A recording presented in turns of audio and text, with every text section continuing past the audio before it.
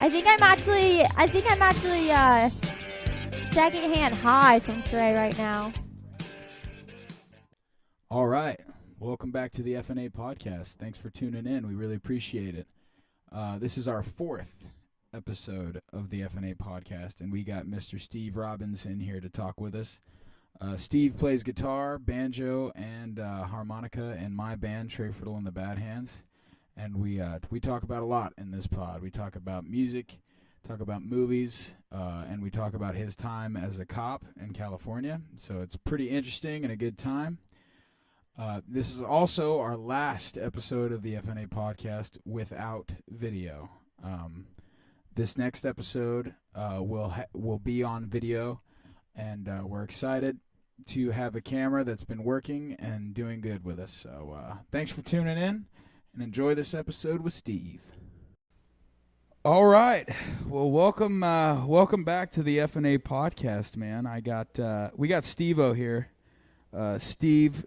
Old tactical banjo himself, man, from the iconic band Trey Friddle and the Bad Hands.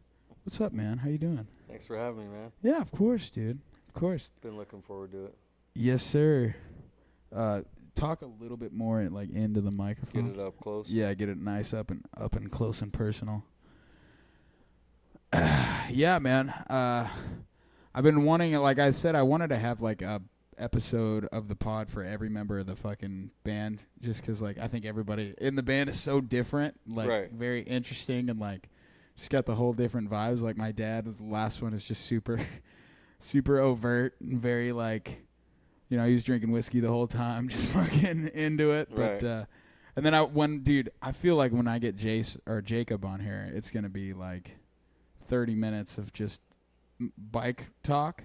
Right. And then nothing else. That will be a rough one to get him into it probably, but yeah, I you texted need to do him. it at 11 o'clock at night. That's when he talks. Yeah, that's when he'll talk. And he doesn't drink. He doesn't do anything that'll loosen him up. You just gotta talk with I only am able to get Jace or Jacob to talk more when I'm making him laugh, and then I ask him about something he's super interested in. All you gotta do is be drums. And he's like, oh, yeah, fucking blah, blah, blah. Drums or dirt bikes? I don't know. And then dirt bikes. He likes tools and wrenching on stuff. You know, you can get him talking on that side of things, but that's about it. Mm-hmm. When's the one with your dad? It's coming out? It's out. It's out? Okay. Yeah, it's out. That one out. It's long, man.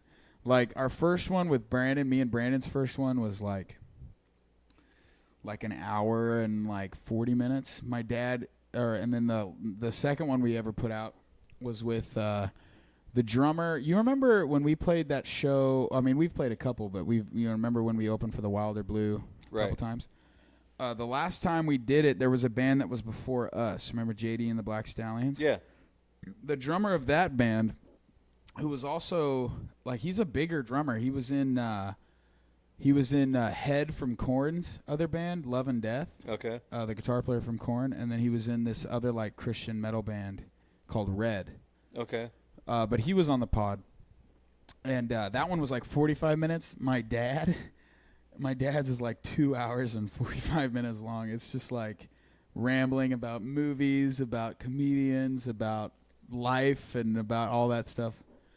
Pretty crazy, but well, you kind of expect that from Johnny, though. After gigs and stuff. Oh, he's a talker. When he gets on a subject, or if he talks about his job, you're right. Yeah. It'll be a while, but you learn stuff from him. Yeah, The no, yeah, dude's for smart. Sure. He is. He's told me about his job before, and everything he does, and that's legit.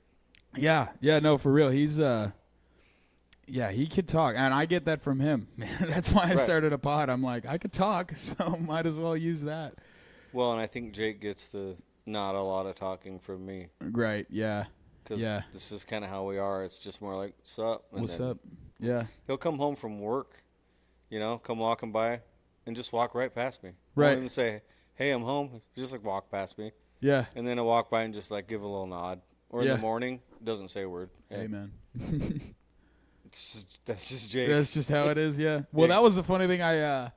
So I texted him today, too. I was like, hey, man, if you want to come on the pod, because I know I want to do an episode for everybody. So I was trying to figure out somebody to come in tonight because I knew I had tonight free. And so I texted you guys first, right at the same time. And Jacob was like, man, this is like my only night with my lady, so I'm just going to chill out. But when I texted you, because I'm so like, I'm like very, like when I text, I'm like, hey, dude, fucking, like I'm always like, and then you responded with, sure. I was like, fuck. He doesn't. I was driving. Yeah, no, exactly. Yeah, you're driving. Yeah. And that's the thing. Like, I know how to interpret you guys now, especially over like Jacob. I'll be like, hey man, you want to fucking practice or like do some drum tracks? And he's like, okay. And I'm like, we don't have to do it today. And he's just like, no, it's great. I'm like, okay, dude, I'm sorry.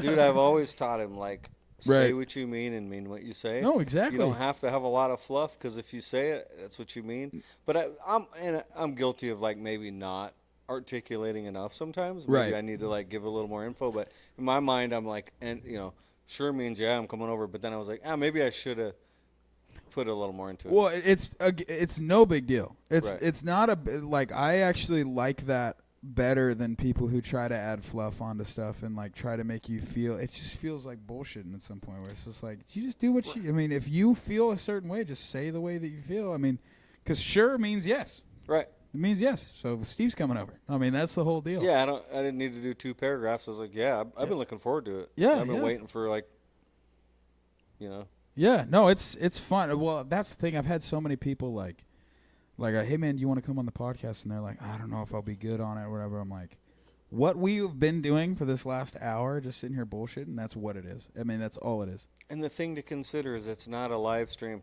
Yeah. If something's dumb, you edit it out or whatever, it's like, I thought about it ahead of time. Like, well, there's really no reason to be nervous about what you're going to say because you just ditch it. Yeah, not at all. Yeah. Yeah, no, not at all. Yeah, I mean, I've had a great time. I've had a blast with it. Like, we've done more than actually is out because we've just had like a whole bunch of like technical difficulties and stuff. Because, I mean, you know how it is. You set everything up and you feel like, oh shit, I got everything working and everything's perfect. And then all of a sudden you're like setting up for the next one. It's like, oh, I need something else that costs $100. Like it's always you need this, you need this, you need something else, you need something else. Like I got a camera to record this pod, but my GoPro, which actually great quality, like I love that camera more than anything, or any camera I've ever owned, but you need a capture card to record with a GoPro, and that's like, god damn, I don't have that, but I have everything else. I have the mics, I have the computer, I have the interface, I have everything else, but I just need this one other thing that costs $100 to get everything working the way that I want it to be, and it's just a pain in the ass. I bought this really nice external mic for Jake's GoPro. I'm like, sweet, let's use this. And then come to find out, it was like $100.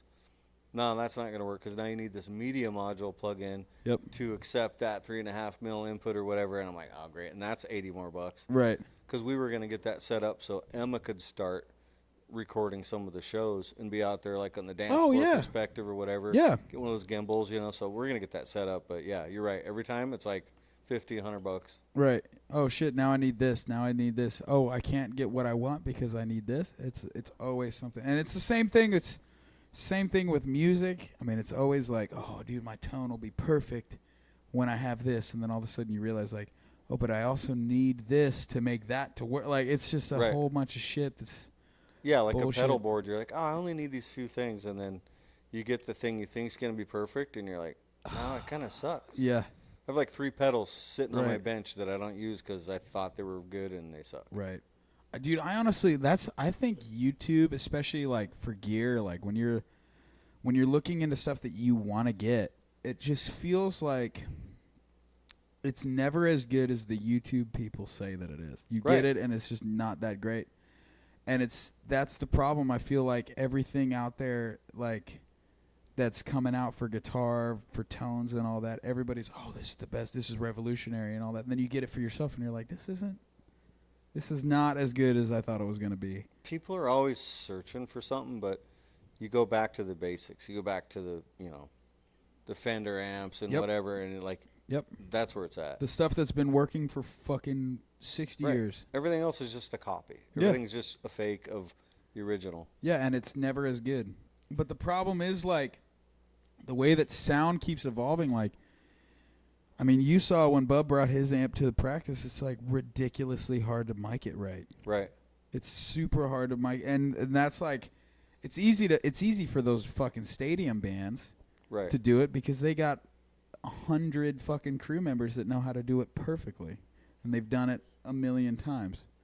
But like when we're starting, it's fucking technology is crazy for me. I can't figure anything out really. I am always behind. It sucks. Well, and some of our best shows, like I'm sure we've executed really good, but some of our best shows are just because we got our sound dialed. Yeah. Oh yeah. We probably played the song just as good as we did 100 times. Yep. But when the sound's on point, and that's when you leave and you have that feeling of like, yeah, that one was dialed, but it was literally just because of the sound. Yeah, for sure. Oh yeah. And that's what I love our new mixer.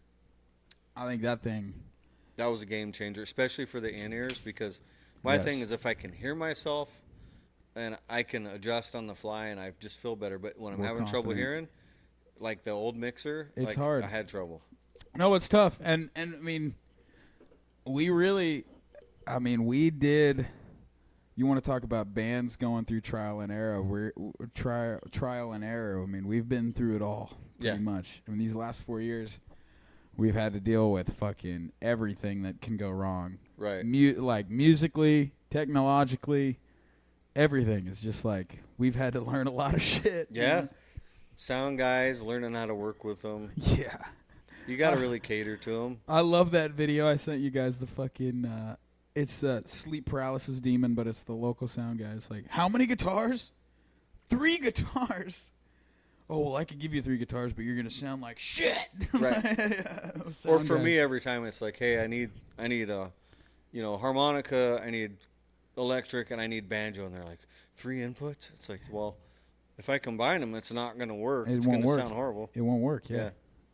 Yeah, no, I mean, I'm the same way. I have 3 inputs, too. I have my electric input, my acoustic, and then my vocal. And when I tell people that, they're like, or sound guys that they're always kind of give me shit about it. I'm like, well, I don't know what you want me to do. This is the kind of band we are. We all play different instruments. And, I mean, that's just how we are. And then don't act like you don't have the resources to do this. Because you've done fucking bands that are way bigger than ours. Right, and you turn around on stage and you see like this 64 input mixer, and you're like, yeah, I'm pretty sure you could pull this off. Oh, you could pull this off easy. Yeah, exactly. Yeah, you're looking. Yeah, exactly. You have like the best mixer with like countless inputs. It's like, dude, you got so much. They're just bitching because they don't want to have to work that much. That's it. That's it. I mean, think about it. That's like the average thing for any job. Oh, for any job. And I mean, if I was a sound guy, I'd probably do the same thing. I mean, I can't say that I wouldn't. But they put up with some stuff too. Some of the bands are, I think we're pretty cool. Yes. We're like, hey, whatever makes your job easier. Yes. But, we were at Stiller, and that guy was telling me that lead singer was taking his beer bottles and slamming them on the stage and like spilling beer everywhere. And then he went up there and was like, hey, man, don't do that. And the dude was trying to fight him. Yeah. So if they deal with that. Oh, I mean, I'm sure I can't imagine the kind of shit that they deal with. Yeah. I mean, I can't imagine the kind of, like, bullshit that people try to pull at shows, and, like, I can't imagine it. No, I wouldn't want to do that job. No, I would. Oh, I'd hate to be a sound guy. Like a studio sound guy, different story. Totally different, yeah. You have your own environment, you're in control. You don't have a bunch of drunk idiots running around. Right. Sometimes the drunk idiots are the band. Yeah. Yeah, no, exactly. But it's fun. It's a fucking clash that's as old as time. Is the fucking, like, either being in the studio or being on stage is the artistic side from the musician, and then the logistics side from the sound guys. Right. It's like you got people in the studio, bands in the studio, being like, "Well, this is how I want it to sound. I want it to sound a little more raw."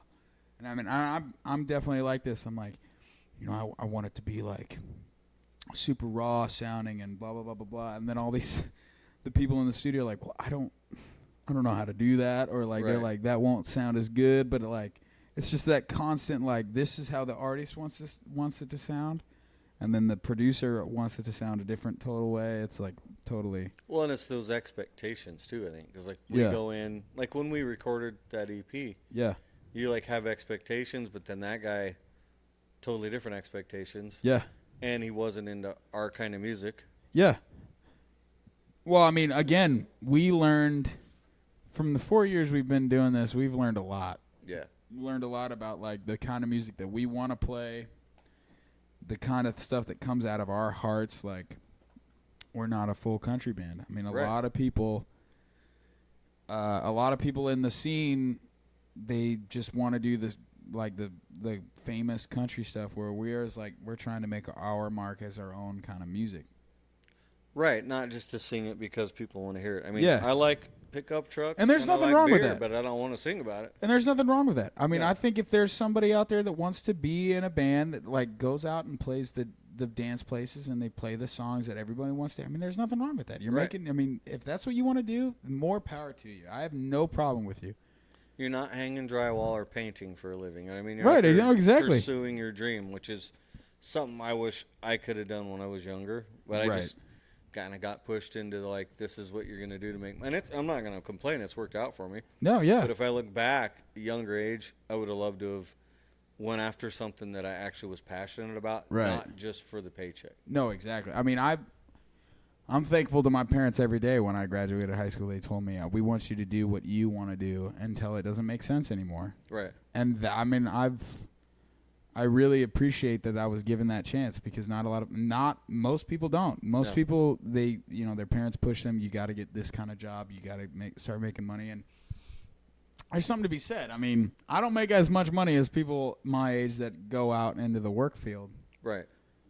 But I'm also like, there's not a chance of me being on my deathbed at like 90 years old with regret of not trying to do the thing that I wanted to do. Exactly. You know? And not reporting to a boss and punching a clock. And exactly. That, like, Sunday night, you got to go to work on Monday, and you got like that gut rot, like, oh man. Right. You're like, all right, I'm in control of this. Yeah. Which is good and bad, because I could see that being pretty stressful. Oh, it's stressful. I'm in control of this, but oh shit, I'm in control of this. Yeah, I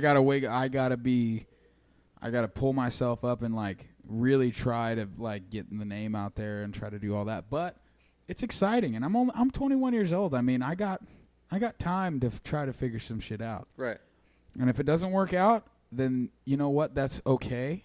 But we tried. Right. And I don't have the regret of not even trying. Well, and you're gonna fail in life. That's 100% guarantee. Oh yeah. It's just what you do with it. You learn from it. Yep. It's one of those dumb stories, but like they talk about Thomas Edison and the light bulb, whatever, and he's like, he had tried like 80 something times and he didn't figure it out. And he's like, but I know 80 something times how to not do it. Yeah. No, exactly. I'm sure we've learned a lot of ways how to not do stuff.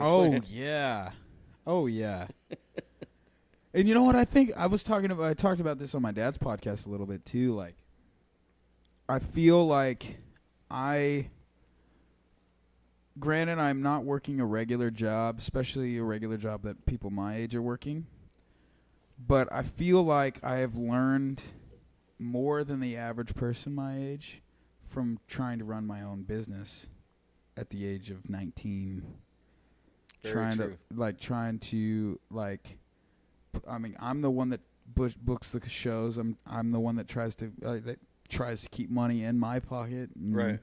And trying to keep our name out there and like booking the bigger places and then it's the failing of that, or like going to a place. I mean, this has happened to us many times. We've gone to a place and they don't like us and they straight up tell me, we don't like you. Right. And I gotta like recover and like be like, all right, well that's fine, but we go to a different place. I mean, it's just weird. Like I feel like you learn stuff, I wouldn't say necessarily faster, but like you learn more when you're like trying to do not everything by yourself, but you're trying to do like a whole bunch by yourself.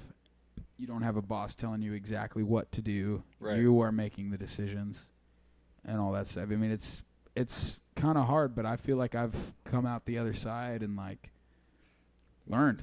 Yeah. And figured shit out. And then, but I don't want to sound like I got it all figured out, because nobody does. No. And I'm 21 years old. I ain't got shit figured out, dude. I am young. I have lived. But you kind of have something figured out, which is that you don't have it figured out. Right. That's the first stage right there, is the humility of it. Cause no, exactly. The people that are like, oh, bro, I got this. Like, I'm going to be the next whatever. that mindset, it's good to have that long-term big dream. Yeah. But it's also good to be real and look at your day-to-day and go, okay, I'm still trying to figure Well, this exactly, yeah. That was another. I mean, another thing on my dad's podcast. He's like, "That's crazy that you guys, like me and Brandon were talking about that," and he's like, "That's just crazy for me to hear that you guys got like you're young and you guys know that, like you have the humility to know that." Because he was like, "When I was your age, I was an arrogant fucking asshole. I thought I got it figured all out and all that stuff, but you guys like know that." You got a lot to learn and that you guys are just living life and trying to figure shit out. And I think that comes from having to, like, build your own business up. I think it comes from, like, trying to, like, work really hard at it yourself. Granted, I mean, I don't want to sound vain or anything with saying that, but well, also in this like day and age, like, the information available that didn't used to be, you can just hop on YouTube. Oh, yeah. You know, so you're able to just grab that information quicker and then try to figure it out. Yeah, and I think that has a lot to do with it, too. I mean, I feel like I've learned a lot of life lessons from the internet. Oh, yeah. Bad or good. You know? Bad me or too. good. At my age, like, I look at, if I want to learn something, it's right there. It's right It used there. to be like, oh, I'm going to have to get a book or I'm going to have to ask this guy. And then this guy might tell me, well, my grandpa did it this way. And then you find out. Just because you did something for 30 years, you could have been doing it wrong for 30 years. Yeah. It doesn't mean you were right. Yeah, no, exactly. I think, I mean, and then it goes back to, like, that's another thing. It goes back to, like, man, the internet is such a bad, good thing for us. Yeah.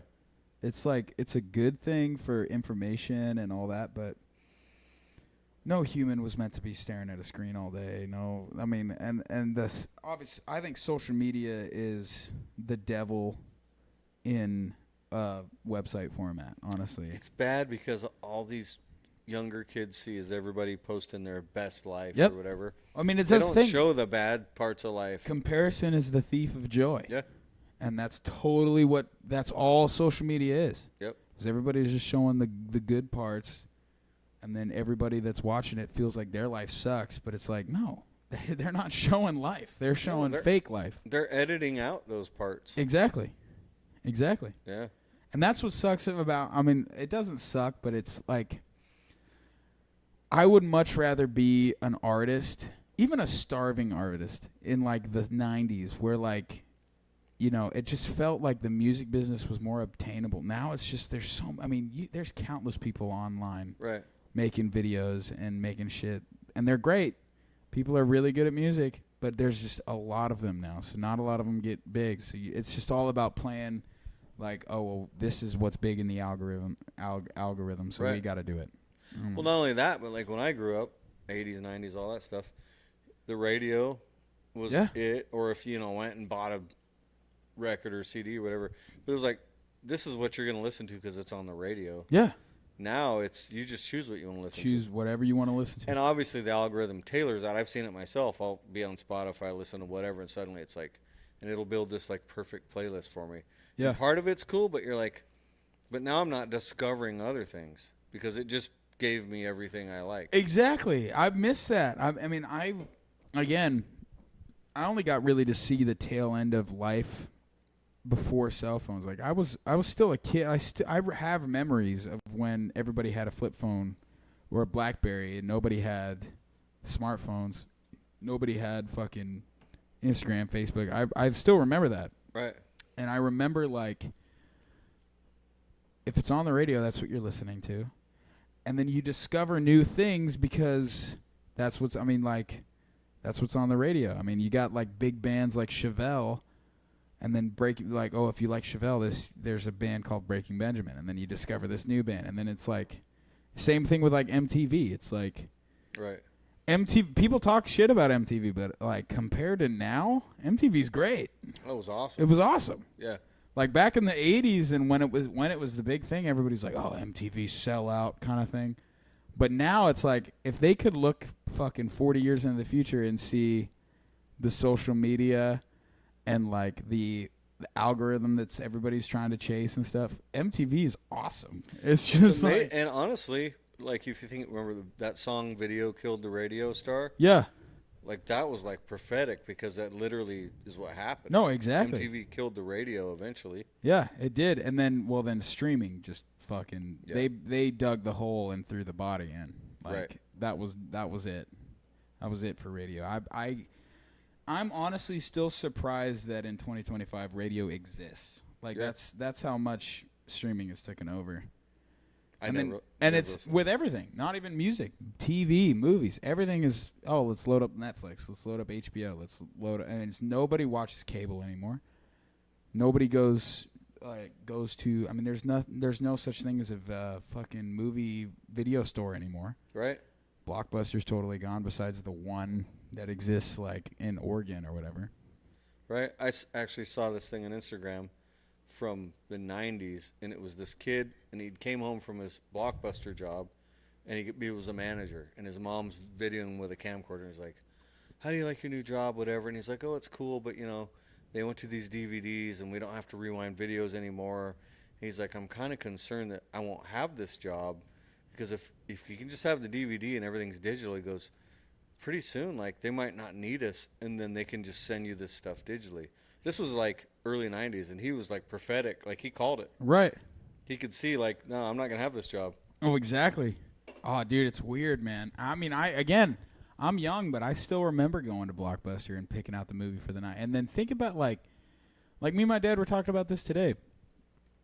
The movies that come out now, I mean, you can maybe name 5 movies that come out in a year in the 2020s that are okay.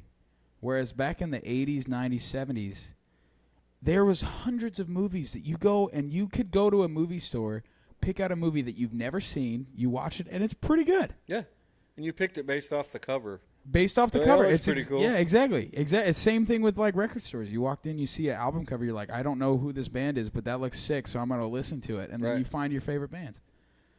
I miss that. I miss that about like, and again, I wasn't even around, but I miss that. Like, I miss everything's just so catered and like so accessible. It feels like you don't have to work for anything anymore. It feels like you don't have to work for the shit that you love anymore. It's just so it's also right there. The patience thing. Like, everybody wants some instantly. Yeah. Where, like, Lisa, growing up, my wife worked at Blockbuster Video and then became a manager. Did she really? Yeah. She was like a store manager for a couple. There was a brand new store in California that opened, and she was the one that opened it and stuff. That's And fucking she'd rad. bring home videos and all that stuff. And that seems like, I mean, I still like the idea. You go out on Friday night, family goes out, hey, let's pick a movie. Let's pick a Now movie. it's like everyone's like, oh, I've seen that, I've seen this. Oh, dude. That's what's great. I mean, I'll go through phases of like, I will literally, and this is funny to think about, that this is some things that people do now.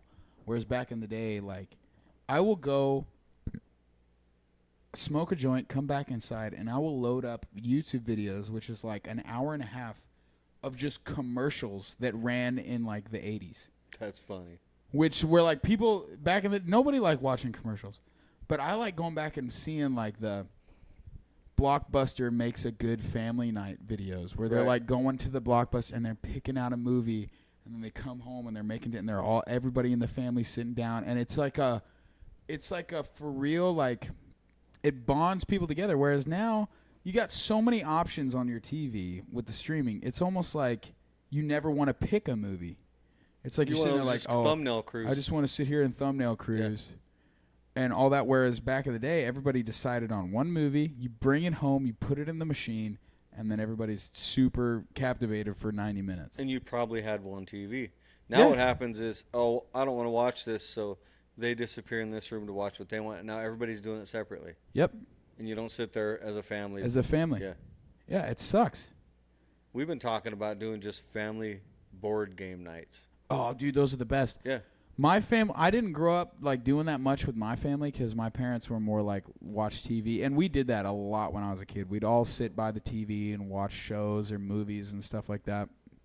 But Mackenzie's family, super huge on the game nights. Like, I'll go over there now, and it's like we're all sitting around, we're playing fucking any board game they have. We're playing darts, we're playing pool, and it's like, it just, it brings everybody's talking, super bonding. Like, it's just, I wish that everybody knew the power of that. I wish everybody knew, like, how fun that shit is. I think the younger generations are starting to crave that. Like Emma wants, she's like, we need to do the board game nights and she loves the family get-togethers, any of that stuff, because they're tired of this stuff because they've realized it's not real, doesn't fulfill you. No, it's just a very quick source of serotonin that you can put in your brain, and that's it. Big dopamine hit. That's what everybody's looking for. Yeah, exactly. Just dopamine hits all the time, and that's what sucks about it. It's like, I feel like back in the day, life probably felt more balanced, and you probably felt a little better because now the dopamine hits are so accessible. Everybody's just constantly craving them. Right. Whereas back in the day, you had like specific times where you could get that. Like, you go off to work and you're doing your shit, and then you come home and then you turn on the TV and you watch MTV or whatever, and then that's when you get the hit. Right. But now it's just, oh, shit, I'm going to pull out my phone and watch shit. And you don't even have to work for it. You don't have to work for it. You don't have to work. And I just feel like that's super unhealthy for us. It is. It has to be. Because it raises your tolerance. I was listening to a podcast the other day with this neuroscientist guy talking about how that dopamine thing, you got to get it higher each time. Yeah. Because if you don't work for it, then you need more the next time. It's like a crack addict. No, yeah, it's for real an addiction. Yeah. It's for real an addiction. I think everybody's guilty of it. Like the phone thing. If I'm realizing if I'm sitting around with nothing to do. Oh, dude. Everybody's guilty of it because, I mean, how could you not be? And if you don't have, like, you need quiet time. Yeah. That's where the creative stuff comes from. Yeah. And if there's something always coming in your brain from a TV or a phone, you don't have time to sit there quietly and be creative. No, never. I mean, I fall victim to that all the time where I, like, want to write, but then I'm like, I have this fucking computer in my pocket that could give me the endless sources of entertainment. Yep. It's like, why? Like, it's almost like sometimes it's like, why would I? But then, like, every time I write a song or I want to do that, I will, like, put my phone away in, like, a drawer, and then I'll go outside. Or, like, when I wrote my everything, I literally climbed on my roof with my guitar and was just sitting out there with nothing, no electronics, just looking at the stars and my guitar. And that's when the shit comes. That's when you're like, holy shit, why am I having an easy time writing this right now? Oh, because I don't have any distractions. That's just like that. I like know that I could just get a straight up dopamine hit, right, and I don't have to work for anything. I was telling Jake we should seriously, as a band, just the band, take the campers up to the woods. Yes. No phones, whatever. Sit out there with the instruments. Spend a weekend. Oh, dude, we see what happens. We could write amazing shit. Yeah. Like, probably the best stuff we've ever written, because we're all just collaborating and we fucking no distractions. No distractions. No, even, I love being around family, but, like, no family. Well, just think about us. it. Fucking Freebird, one of the best songs ever written in the world, was written just them sitting in a shed on the side of, like, a river or a bayou in Mississippi. Really? Just them sitting there, and that's when they wrote the whole record. I don't know if you've ever watched their documentary or one of them. I mean, there's many of them. Yeah. Obviously, Skynyrd, one of my favorite fucking bands of all time. But when they wrote that first record, they're all in this, like, barn type of place. No AC, summer in fucking, like, Mississippi, right on the water of, like, this bayou. So there's, like, alligators and shit fucking, like, doing shit. And they just sat in there and wrote that whole first record. Simple Man, Freebird, Tuesday's Gone. I mean, some of the most iconic songs you've ever thought of in your life. I mean, could you imagine Freebird being your song? Oh, man. Ridiculous. They had no clue how big that was going to be, I don't think. No matter how much it's overplayed, and, it's kind of become a joke now. I mean, everybody at shows, Freebird, you listen to that song, it's still one of the best songs you've ever heard in your life. Yeah. The composition is perfect. The lyrics are perfect. The solo is the solo. Yeah. Oh, it's just great.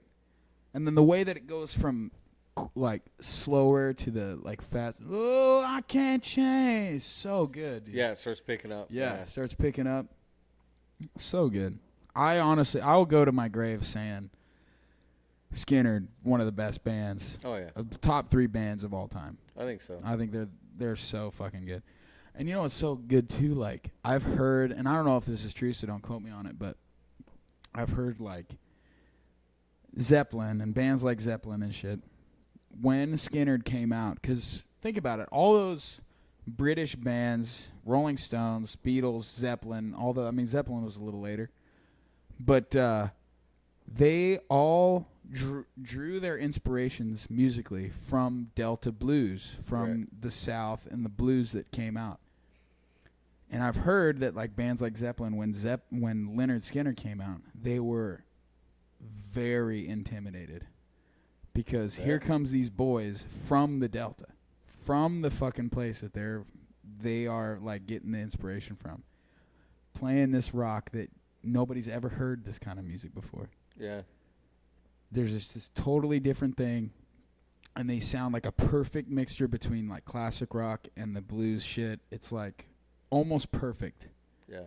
And all of them were super intimidated. All these British dudes that were like loving that blues stuff were super intimidated by these guys from the South. Like, let's go. And they were just all men. They were just like, let's do this. They weren't wearing like weird skinny clothes like Zeppelin. Oh, yeah, no, they never tried to be sexy or anything like that. Fucking Van Zant would wear a T-shirt with Bob Dylan on there because he hated Bob Dylan, because Bob Dylan talks shit about the South all the time. So he'd wear a Bob Dylan T-shirt tucked into his jeans, and a lot of the times his jeans were like bell bottoms, which fucking great. I want to wear 70s bell bottoms so bad. I hate to admit it. And he never wore shoes on stage. Oh, that's right. Not shoes or boots, or socks. Always barefoot because he wanted to feel the drums and the bass. And then like there's that famous video of them opening up for the Rolling Stones. This is one of the gangsteriest fucking things in music. They're opening up for the Rolling Stones and Mick Jagger. So the Rolling Stones back in the 70s, they had this big tongue that came out from the stage, and they could go like into the crowd and like do all that. And Mick Jagger told Skynyrd, nobody can go out on that tongue besides Rolling Stones. That's our tongue. And they played Freebird, and as soon as the solo hit, Ronnie goes and grabs the dude who's playing the solo, and he's holding him on the shoulder. He grabs the other guitar player, one of the other guitar players, and they just fucking walk out to the end of that fucking tongue, and they're just jamming out, and they're having like... And he's looking backstage at like Rolling Stones managers. He's like fucking giving him the bird, and he's doing like, he's just like, fuck you guys. We're Lynyrd Skynyrd, dude. Right. All right, I'm gonna take a piss break. We can cut this out. I just really gotta pee. Chug a beer and you just relax a little bit. Yeah, I mean, I've been smoking for a while, but there's a difference. Obviously there's a difference between smoking and drinking, but like smoking, there's a level of like sometimes you could get more. Not anxious, but more just like, or at least with me, but I'm just more like, fuck, I really got to nail this. Whereas if I'm also, like, if I have a couple drinks, I'm like, I'm more focused on, obviously I'm focused on nailing the song, but I'm more focused on, like, putting on a show for the crowd. Right. So the crowd is, like, they go home thinking, like, that was a really high energy band. That was, like, that they really, like, made me want to party, that sort of thing. I had a gummy one time before we played, and I will never do that again. Yeah. Because every song felt like it was 30 minutes long. And it was like slow motion, and I'm looking, I'm like, this was a horrible idea. Yeah. Never no, again. I mean, but it's so fun. That's what's so funny. Like, drinking is, everybody's relationship with alcohol is pretty much the same. I mean, some people are more lightweights than other people. Right. But, like, everybody, like, feeling drunk is like everybody feels drunk pretty much the same. Right. Weed is like totally different thing. Like some people, like me, I'm very like weed actually helps me organize my thoughts because I'm like most of the time I'm like, you know, I gotta do this. And I'm like super like I almost like ADHD brain, just like always thinking about different things. Every other thought is like overlapping with other ones. I'm just like can't organize my thoughts, whereas when I smoke a little bit of weed, I'm like, all right, chill out, let me breathe for a second, I gotta do this first, and then when I'm done with that, I'll do this. That's and when I'm interesting, done with that, I do this. opposite. Yeah, If I have a gummy, Like, I can't focus on something for more than 15 seconds, and my brain's just everywhere. Yeah, no, it's totally And then different I with just me. fall asleep. Yeah, when I'm sober, I'm like, I don't know how to, like, I don't know what I should attack first. I don't know how to, like, but when I'm smoking, I'm able to focus more and, like, organize what I'm doing. It's like, that's the thing. Everybody's relationship with weed is so much different. But honestly, that applies to humans in general. Like, Right. one person can say, hey, if you do the keto diet, whatever, and then one person tries it and it messes them up. Like, Right. you just have to figure out what Yeah. works for you. Yeah, no, I mean, that's the thing. I mean, diets for sure. I mean, when I was trying to lose weight naturally for the longest time, I tried to do keto. I tried to do fucking, like, almost every diet that you can try. And then I figured out that for me, the thing that works the best is low carb or no carb. For the longest time, I was doing no carb. Just protein, veggies, but mostly protein. That's it. That's what I do. I had to figure out, it doesn't sound right, but I had to eat more to lose weight. Yeah. I just don't eat. Yeah. I'm just not up. Like, I'd track my calories on an app for the day. I'd be like at 1,000 calories, and I'm like, oh, I'm stuffed. Right. But I had to make myself just do smaller and just eat throughout the day, keep the metabolism revving. It's weird. Yeah. It's so weird. Everybody, like, humans are just so much different than one. Like, one person is so different than the other. Right. Whereas, like people who are, like, you know, have cows as livestock, they treat everyone the exact same because they're cows. Right. That's a cow. They all work That's the same. It's weird. It's weird, man. Yeah, but think about if everybody was the same. It would be so boring. Oh, it'd be If it was just terrible. vanilla. It'd be terrible. Yeah. It'd be vanilla shit. I mean, everybody's fucking name should be the same. You know, like. And I love the diversity stuff. I grew up in California. I mean, Right. that's the mecca of that. And there's this guy I worked with, this Mexican dude, and him and I would just go at each other all the time. It was great. He'd be like, so, bro, you going to have a Mountain Dew today? And I was like, are you going to have some horchata? Yeah. And we would just go at each other, and it was great. Yeah, and fuck yeah. Yeah. That's what humans are supposed to be. They're supposed to fucking, like, crack jokes with each other. I mean, that's just life. That's fucking everybody. Like, that's how people get close. Yep. That's how people get close. Could you imagine if everybody walked around fake all the time? Everybody was just like, "Oh, you're the best." I think You're you can the find that if you greatest. go to, like, the local university. Oh, So everybody yeah. is. Oh yeah. Oh yeah. Because Or you're not allowed to call anything out. And it's not like you're calling anything out from a bad place.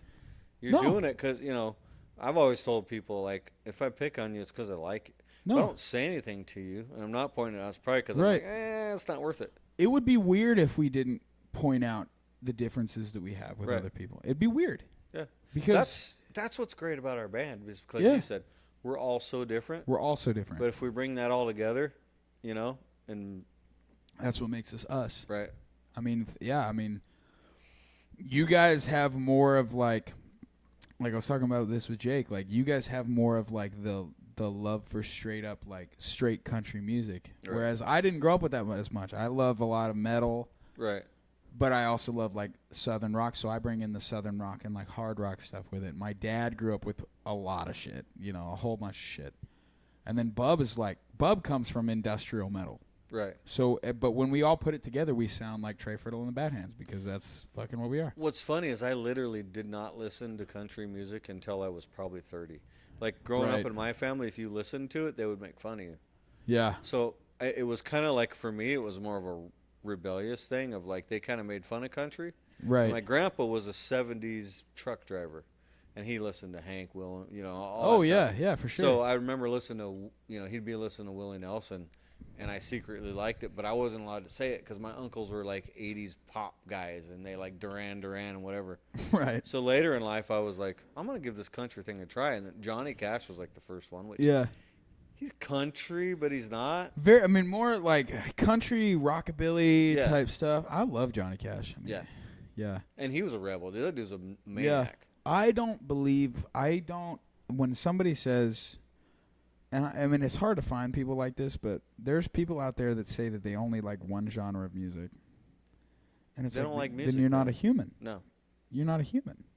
Because, I mean, I could find something I like in almost every part of music. Dude, I've heard mariachi songs I like. Oh, yeah. They're beautiful. Yeah. It makes me beautiful. want chips and salsa really bad when I hear it. Oh, yeah, no, exactly. But some of, dude, like the guitar is beautiful and fucking everything is just so great. I mean, I love pop shit. Like, there's pop shit that I like. Yeah. I'm really inspired by. There's metal stuff that I love. There's fucking, you know, dance music and like EDM and stuff that I like really can dig and stuff. Like, there's no way that that you only like one genre of music. There's no way. There's no way. Nah, you're closed-minded if you do that. Yeah. And there's people out there now like, oh, well, I only like country. It's like, I don't trust you. I haven't purposely listened to country for probably 6 months when I'm driving. Right. I've been on like a Linkin Park kick, Sum 41, you know, all that stuff. Oh, yeah. I mean, I grew up in California around that whole thing, so that was the thing. Yeah. And, dude, I mean, honestly, that era in California and Arizona are very similar. Yeah. Very similar. You know, it's hot as shit, sunny all the time. Everybody had the same vibes. Yep. Like, everybody listened to the same shit. Yeah, fucking, that's my whole thing. I love, like, I know that we're not California, but, like, Arizona has that West Coast vibe for sure, you know. There's a huge influence. Huge I remember influence. going to the beach with my uncles to go surfing. And I wasn't much into surfing because I don't like salt water and stuff. But, right. And I'd be driving there, and, like, I'm going to say, like, 1990 or something. And they were listening to Gin Blossom, Dimitri, Spin Doctors. Yep. And I loved it. Yeah, dude. Fucking A. I love that shit. I love that whole era of music is just so, like, happy and, like, just, like, conveys the feeling of, like, looking on the bright side. Right. Which is, like, totally what people should be doing. And it was raw because they weren't trying to pretend to be somebody. Because it seems like now everybody's just trying to emulate somebody else. I mean, obviously, like Treaty Oak, some of those guys, they've just found who they are. Yep. And I know that's what we're doing. Mm-hmm. But, yeah, the copy artists or whatever, like, hey, it's cool to still a cool riff. Like, because eventually, like, I'm pretty sure you run out of options. Oh, yeah. It's all been done. It's all been done. Yeah. But you just got to do it in the way that is you. Yeah. And then it, like, I mean, think about all the great guitar players that have ever existed. If Dimebag Darrell played a Zakk Wylde solo, it would sound, and he's playing it note for note, it would sound like Dimebag Darrell playing a Zakk Wylde solo. Right. Because everybody has their own feel. Right. And there are people out there now, because the streaming era is so big, and they are just focused on the algorithm and what is viral, they just emulate stuff to the point where it's like just straight up copying and not putting your own spin or your own feel on it. And I think it's because it's the viral, the monetary side. Yep. It's not just because they love the music. No. Because anytime somebody comes out who does love it, like Tyler Childers, Coulter Wall, Yeah. you could tell, like, they'd play for free.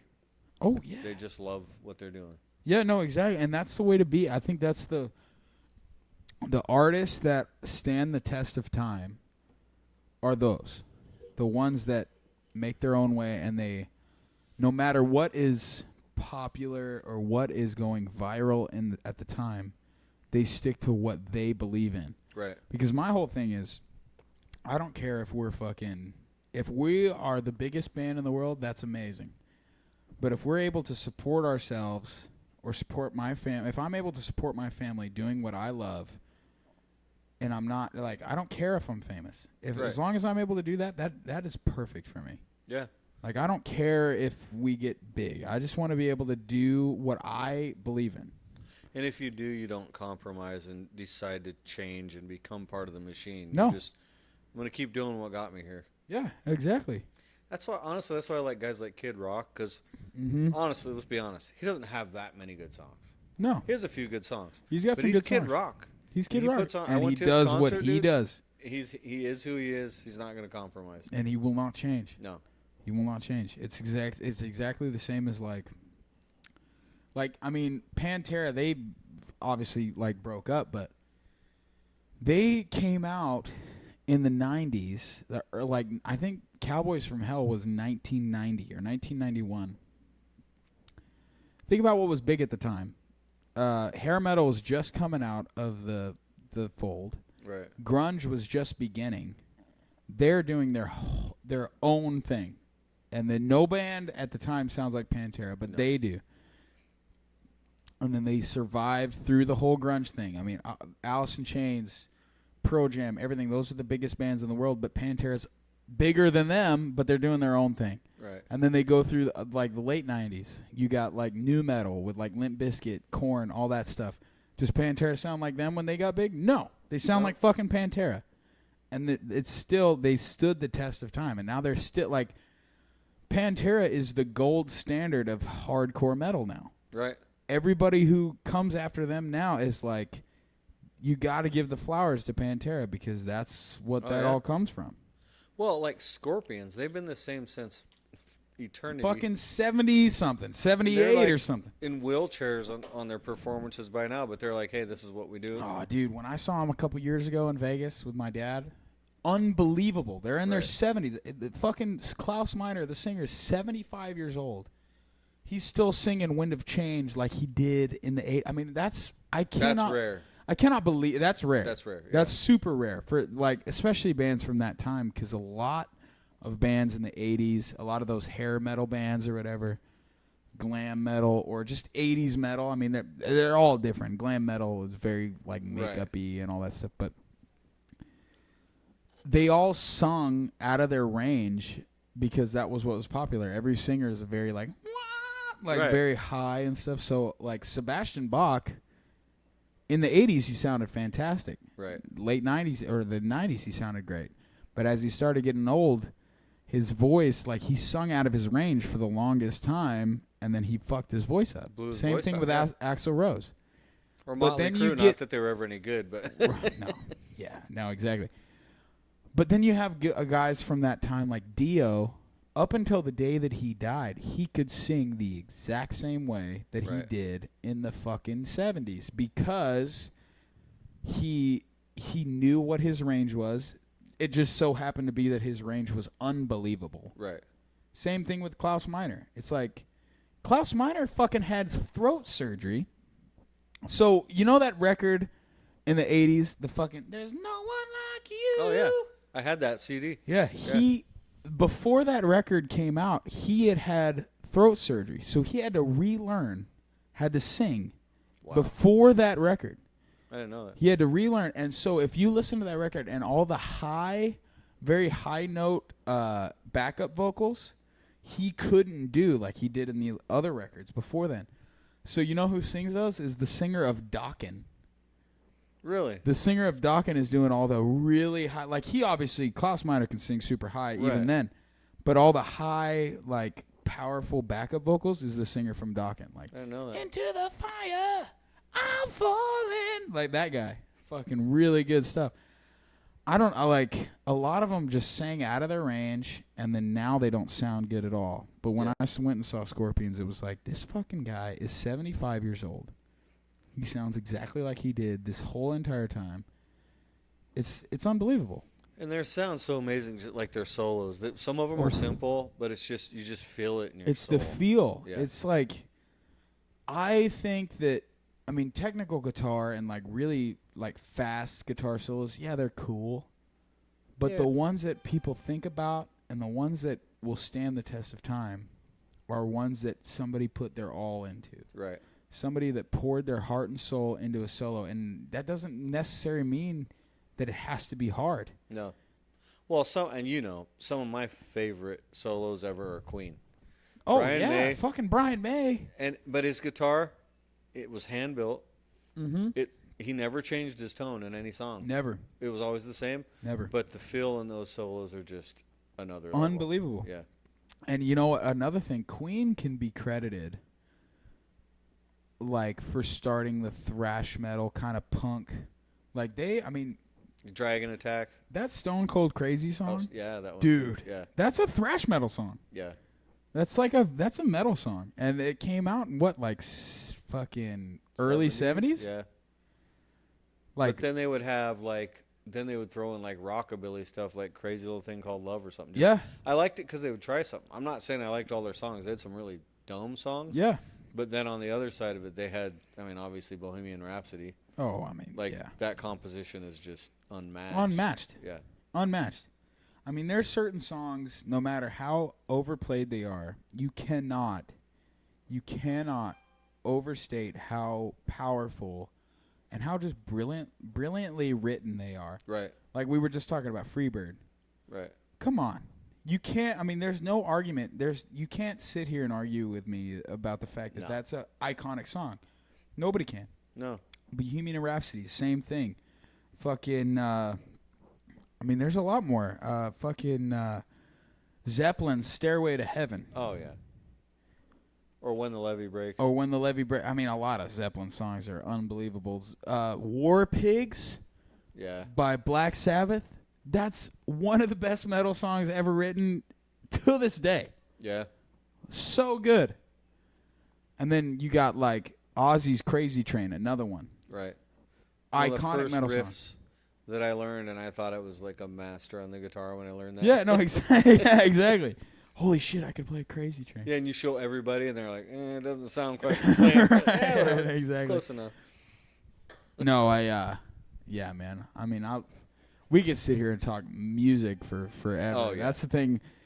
These podcasts can be hours and hours and hours long. Just talking, who the fuck is hitting me up? What the fuck is going on? Sorry. Maybe it's our audio guy that still hasn't showed up. No shit, Jace. He's getting his hair, his frosted tips. His tips all hair. Nice and done right.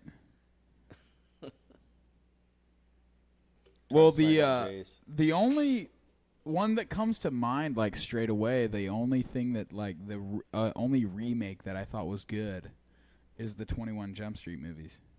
Oh, that's true. Those were good because obviously it was like a show in the 80s with Johnny Depp and stuff, but like they totally changed it up and like made it a comedy and stuff. Like those are good.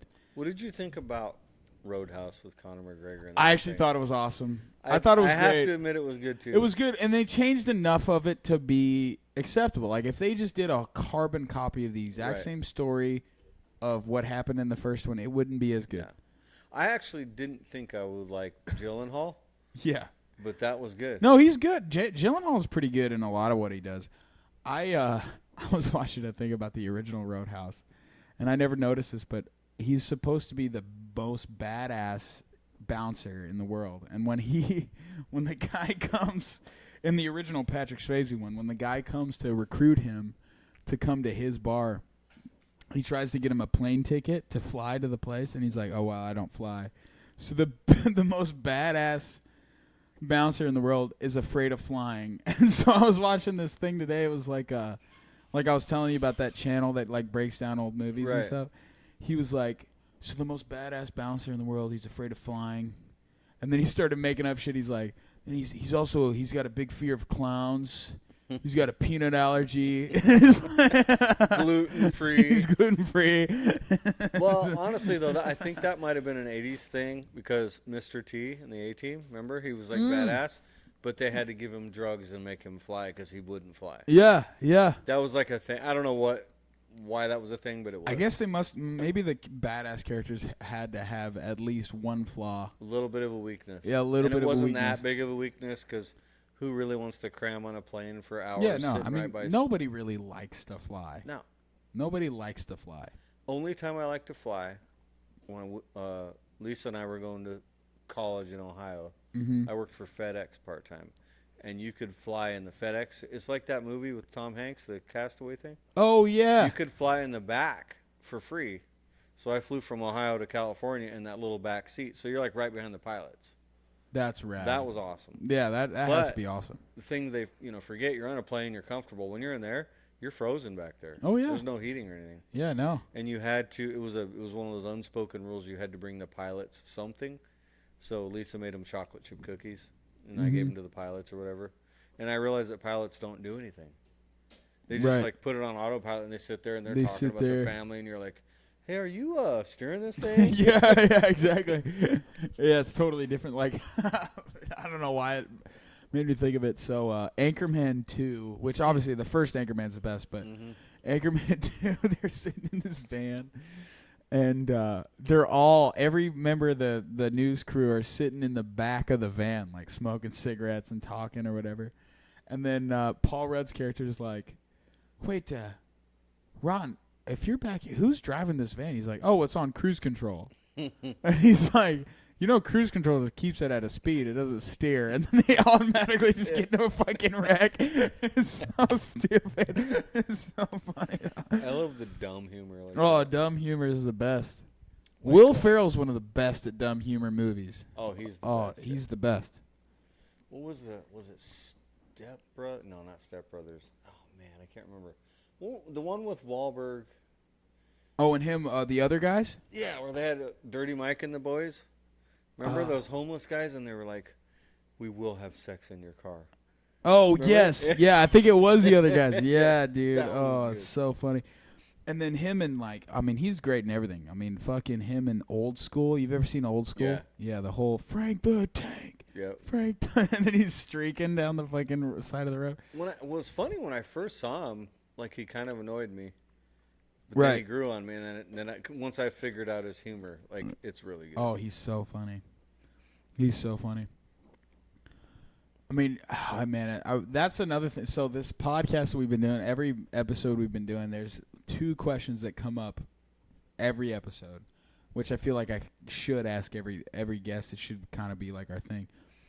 One is, who's your favorite comedian? And the other one is, what's your favorite movie?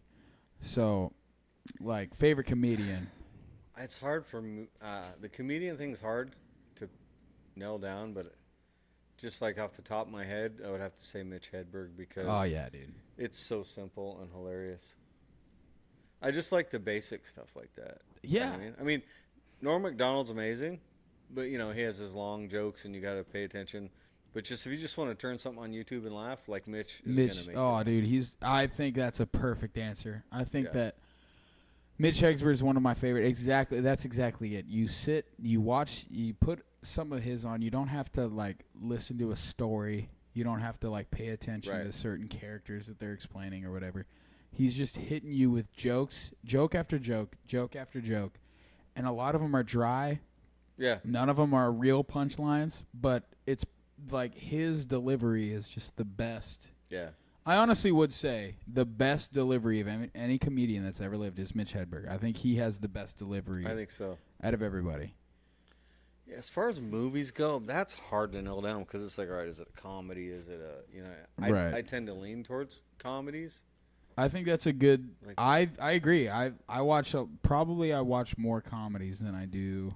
I think for me, Airplane is just too hilarious. Dude, oh my God. I will never forget the first time I ever watched that movie. My dad was telling me about it in the truck. We were driving somewhere or whatever, and I was like, man, this I have to check it out. I turned it on, and I remember for however long that movie is, I'm just sitting there in awe because it's so much different than any other comedy that's ever come out, ever. But the fucking joke, I mean, you ever seen a grown man naked, Tommy? I mean, it's just like the abrasiveness of it, and it's just, it's so funny. And then the fucking, some of the jokes, they're just like, that isn't a joke that anybody would ever tell in any other movie. No. But they just threw the Hail Mary, and it just so happened to be that the delivery was right enough that it lands perfectly. And at the time, you could get away with all that. Like, Airplane couldn't be made now, probably. It was too offensive. There's so many of those. I mean, I grew up with a movie that definitely couldn't be made now. I grew up with Blazing Saddles. Oh, yeah. And that movie, I mean, every fucking bit in that movie is perfect. One of my favorites of that movie is when all those cowboys are trying to do, like they're trying to take over Red Rock, the town. Mm-hmm. And so they put together the fake town, but then outside of the town, they put like a lonesome, like, security thing, and they have to pay for to get through. Right. And there's no fence around it. It's just this lonesome thing that you could easily go around. And they're like, oh, we gotta have a dime a person to go through this. Right. He goes, somebody's gotta go back and get a shitload of dimes. It's so funny, dude. It's like, what the hell? Who thought of this? Who's the dude that made that? It's Mel Brooks. Mel Brooks. He also made Young Frankenstein. Yep.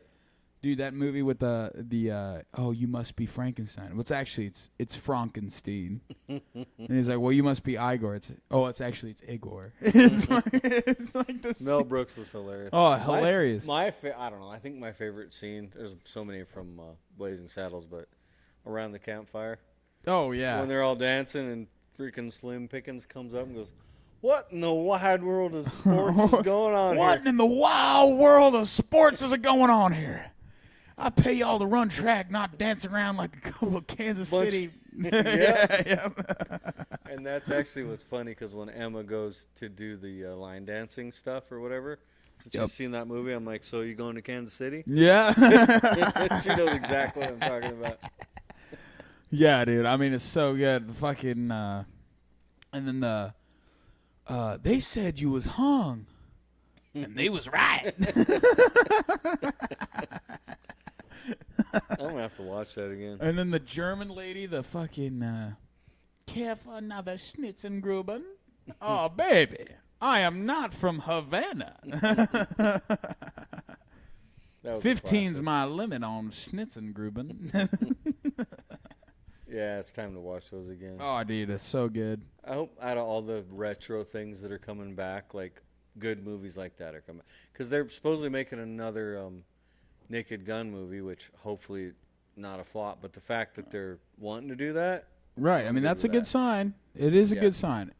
I will say, it's hard though. I mean, me and Mackenzie went to the theater the other day, just to like go watch. We were actually watching an anniversary of a Star Wars movie, so like an older movie. But every single preview we saw is just a remake of something else. Yep. Like there's no original ideas now. No. So it's like a new Superman movie, a remake of some Disney movie, Spider-Man 37, a new Marvel movie, like a team, basically a new Avengers, and then there's like another new Disney movie that they're doing live action. It's like, what?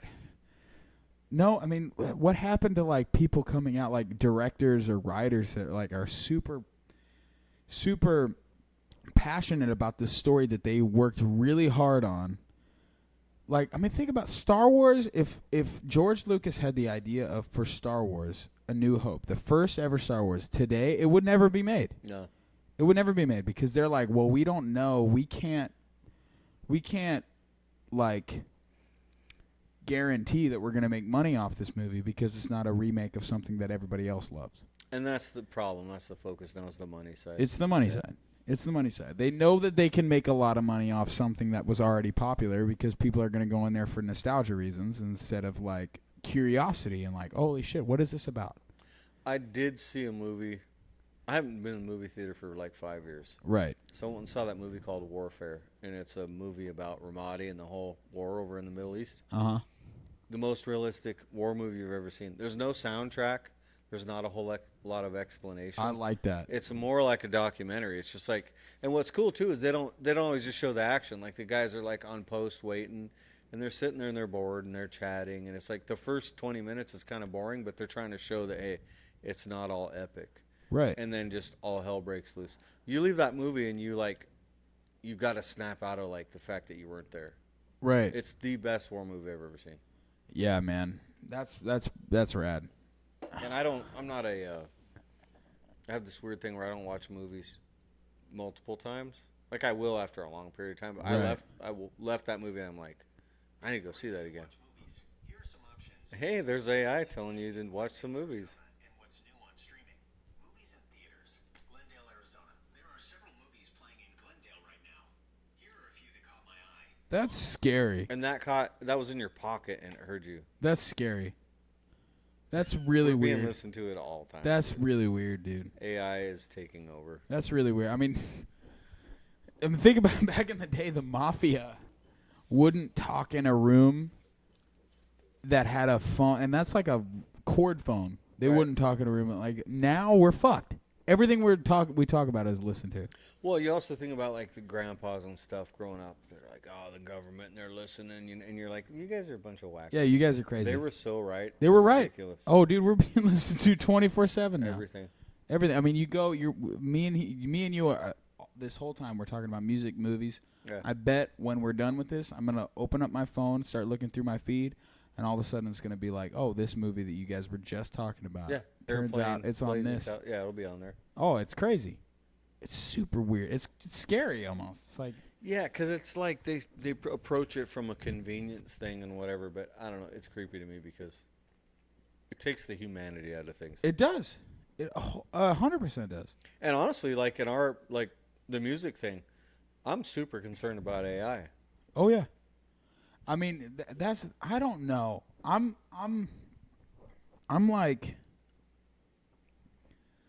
kind of in the middle with it because I feel like I don't know. I don't think AI could ever replace the creativity and the humanness of music. Like there's a thing about music, especially that's why I love music from the 70s, 80s, 90s before technology was super advanced because you had that element of this is a human making something. It's not always going to be perfect, but that's the human element of it. That's the point. Yeah, that's why I like vinyl because you can hear all the mistakes. Right. And even now, you hear a song that's made by AI, it doesn't sound right. No. There's something wrong about it. But then there's the other side of it. Like I saw this thing the other day. It's this medicine commercial that's made 100% by AI. No actors, no real actors, but there's people in the video, but they're all AI generated. Looks super real. Yeah. So it's like the people that edit, act, all of them are going to be losing jobs. Yeah. In those commercials. Every one of them is going to be losing jobs because AI can now do it and make it look real as fuck. It's scary. Well, the thing about AI though, for the most part, from what I've seen, is it's kind of just plagiarizes because it reaches out and it grabs existing stuff. Exactly. And just patches it together. Exactly. Doesn't necessarily create. It never can come. It won't be able to come up with something 100% new or creative because it doesn't have a because soul. it can't doesn't do have a that. Spirit. It just digital. copies what has been before. Right. I don't know. It's still weird. creepy.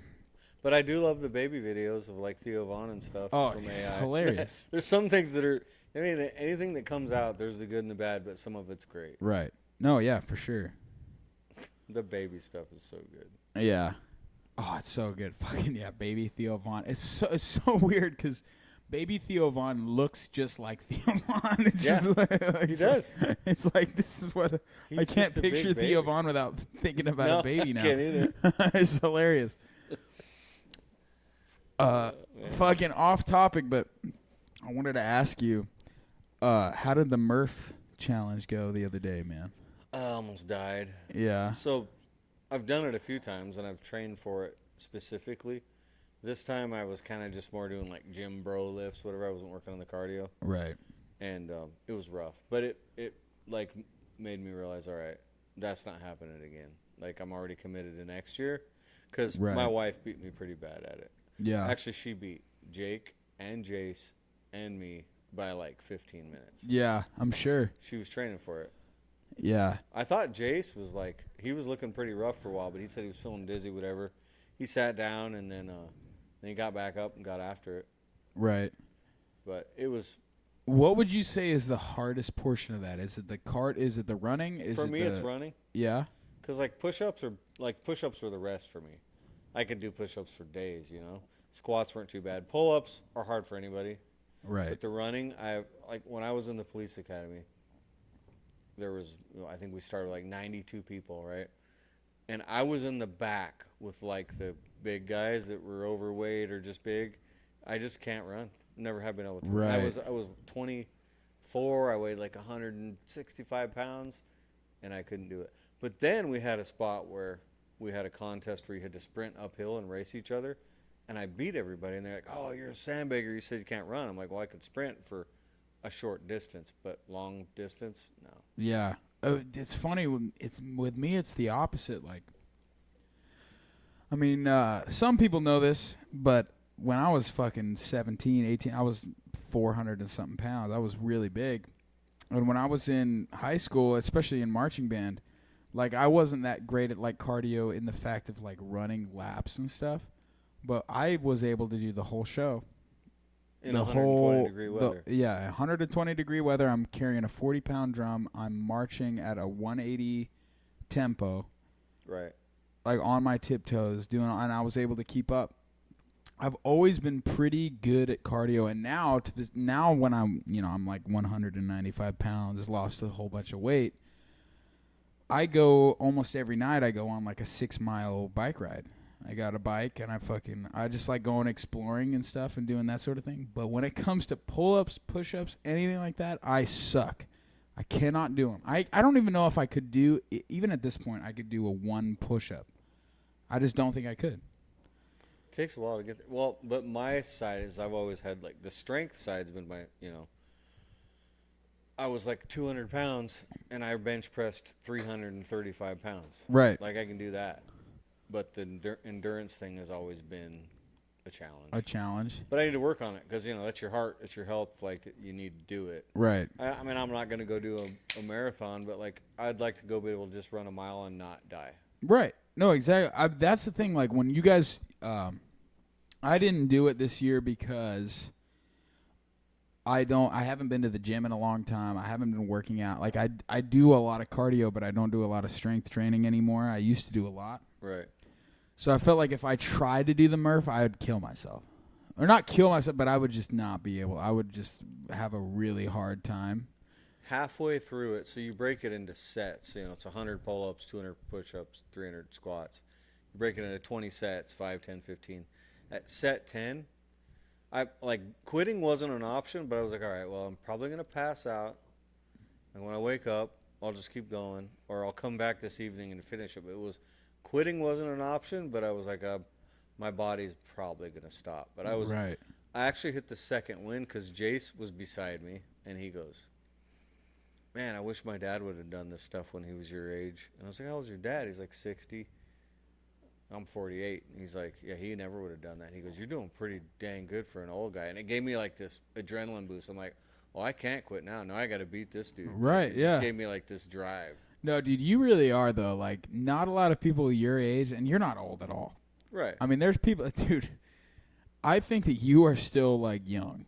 Like, there's, because, like, my uncle passed away when he was, like, 46. That's young. Oh, yeah. Like, when you put that into perspective of a human life and when people usually die, in your 40s is still a young man, in my opinion.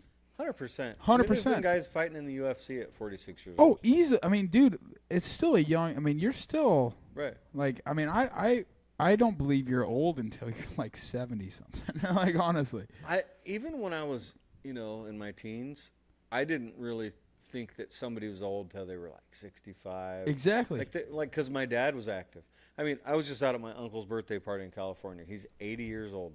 Right. He got up in the morning and went surfing. He's going snowboarding.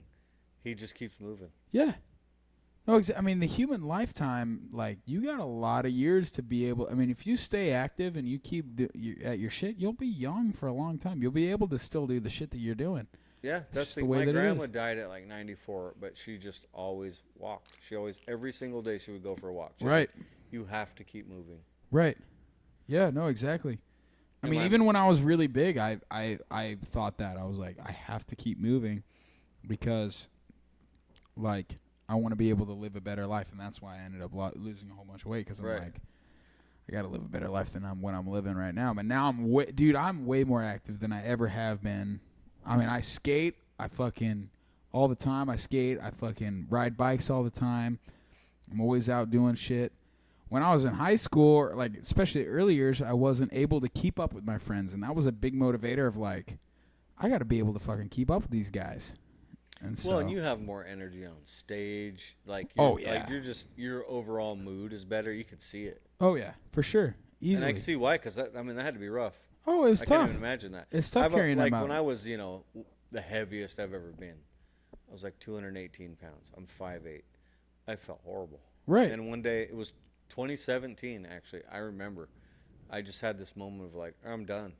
Yeah. Like, I'm going to get in shape, and I'm never going back. Yeah. And no, for sure. I mean, I've been that way ever since I got more in shape. I'm like, dude, I cannot go back to that. I cannot go back to like bad joints and like not being able to keep up with friends and not being able to do the shit that I want to do. And a lot of the shit that I wanted to do, I needed to be smaller for. Right.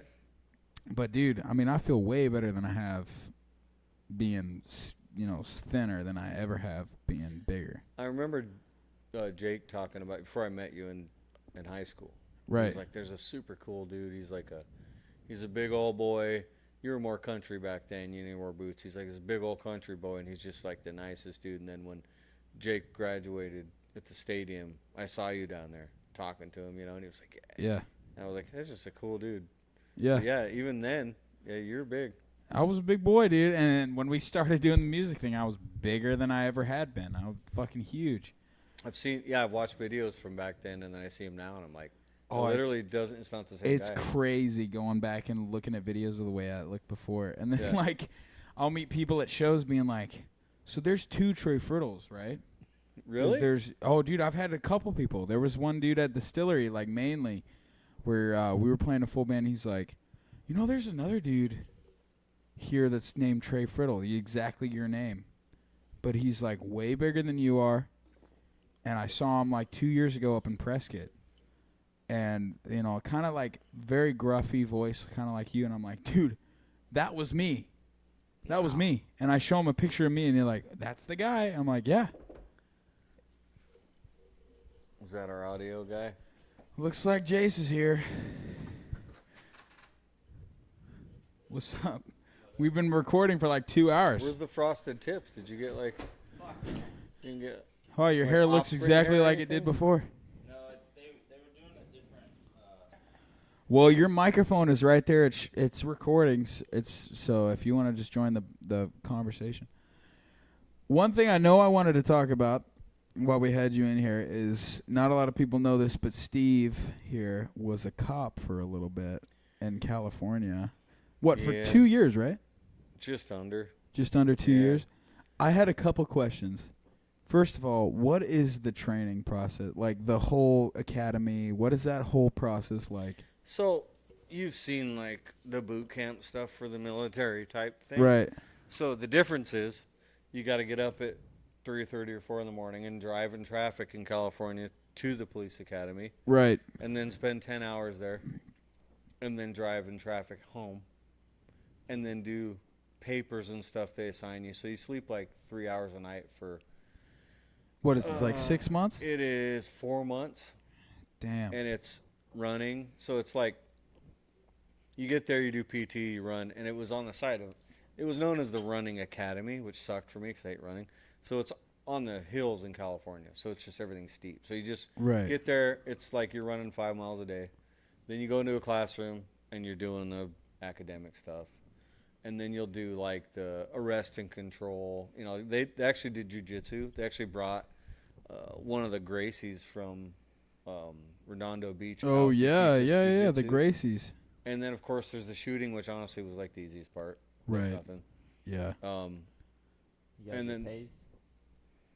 pepper sprayed. You must have got tased. I got pepper sprayed, and I got tear gas. Oh, tear gas was the worst. That one's bad. Yeah. I gotta do that. My mom, so I don't know if you knew this, but my mom did Army boot camp. Oh, really? She was going to go in the Army.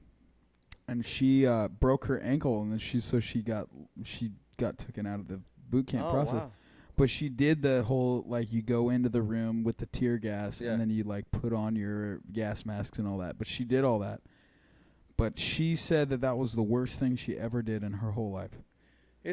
I don't know. I liked it because it was hard and it sucked. I was kind of managed to be like the gray man and stand in the back and not stand out. And then somewhere along the way, they have like the platoon commander. They base it off the military because they call them TAC officers, but they're like drill instructors. Right. And a lot of them are from the Marines at Camp Pendleton, and they retire and then they go do that. Yeah. So it's the same thing. You're doing we would have like a board how many push-ups we owed that day, and it'd be like 500 push-ups, and you have to do them before you leave. And it was in California in the summer, so it's hot like here. So you'd be on the blacktop doing push-ups. Your hands are blistered or whatever. I think to me the funnest part was the emergency vehicle operation thing, because they take you out to this track and there's a guy on the track who's like the pro, and you got to chase him down, like high-speed chase. Yeah.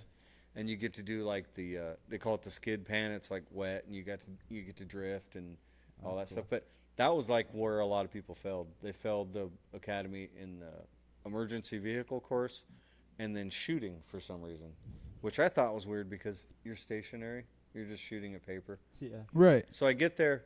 Most of the people are ex-military. I'd say like 80%. Marines, whatever. So this one Marine recon guy, and he's like, yeah, I'm going to get the blue ribbon. I'm like, what's that? And he's like, it's the top shooter award for the academy, you know. I ended up getting it. I won. Right. And he's like, dude, where did you train? And I'm like, the woods, the backyard. Like, I've had a gun since I was, 5. Yeah. And I beat him. It was kind of easy because you're just standing in one spot, but It's kind of sad. it is. Trained in Marines. Can't shoot But guns. honestly, like the level of training, until you get like in the military, until you get like special forces and stuff, it's kind of basic level. Right. Yeah. Shooting there was like I think only one course where we actually had to move and shoot. Yeah. And then there was a nighttime one, so it was completely dark, and they put this yellow piece of 8.5 by 11 like lined paper at 50 yards, and whoever won just had the most hits, right? So I hit every single round out of my mag on the paper, and so they started calling me John Wayne. Like, That's awesome. It's really not that hard. That's fucking rad, though. Yeah, it was pretty. I mean, and that's with the pistol, right? Yeah. Fucking A. Like, so I go through the whole police academy with a SIG P220, which is a 45 cal. It's the same gun like the SEALs used to carry. Right. Yeah. And then I get into the department, and they're like, "Oh, that's not authorized anymore. You got to carry a Glock." And my hands are not very big, and the grip on a Glock's big. It was a 45. I couldn't say anything bad about it. It was a great gun. They're reliable, whatever. I never loved it. Right. So is that the normal caliber for a police officer? Is that 45, or is it a lot of them like do 9 or whatever? They like 45. They're old school. A lot of them do 40. I think the majority is 9 now. Are you able to choose? No. No, it's just whatever's issued. Yeah, it's dictated by the gunny, the guy who's in charge of the armory and all that stuff. Gotcha. At least where I was at. I don't know And what, like, you were in California, but you weren't in like L.A. or anything. I was in L.A. County, yeah. Oh, you were fucking A. I was in so the city's called Pomona. No it's shit. Literally gangland. So Pomona is literally shares the border with Claremont, where Snoop Dogg lived. Yeah. Rodney King, all that stuff. No and I was shit. in there in like a pretty rough time where the department was pretty corrupt, going through some stuff. Right. And I think that's probably why I applied at 3 departments, and the way it works is you take whoever takes you. Right. And if I would have went to one of the other departments, I might have kept doing it. But the stuff I was dealing with and I saw, like, it wasn't even people are like, oh, you're afraid of getting shot at or whatever. No, I don't care about that. That's the cool part. Right. Chasing gangbangers down like apartment complexes, that's a rush.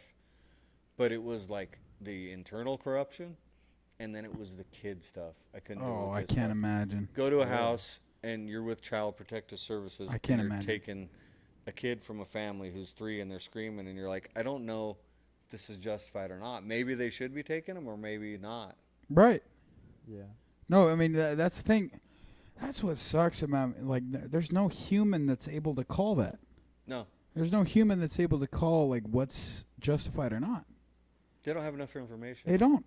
It's fucking crazy. I mean, I couldn't imagine. I could not imagine being a police officer in any county, any place of anywhere. Right. Because I just wouldn't be able to feel like I have the. Like I don't have the mental power to make I'm not better than you are, but you have to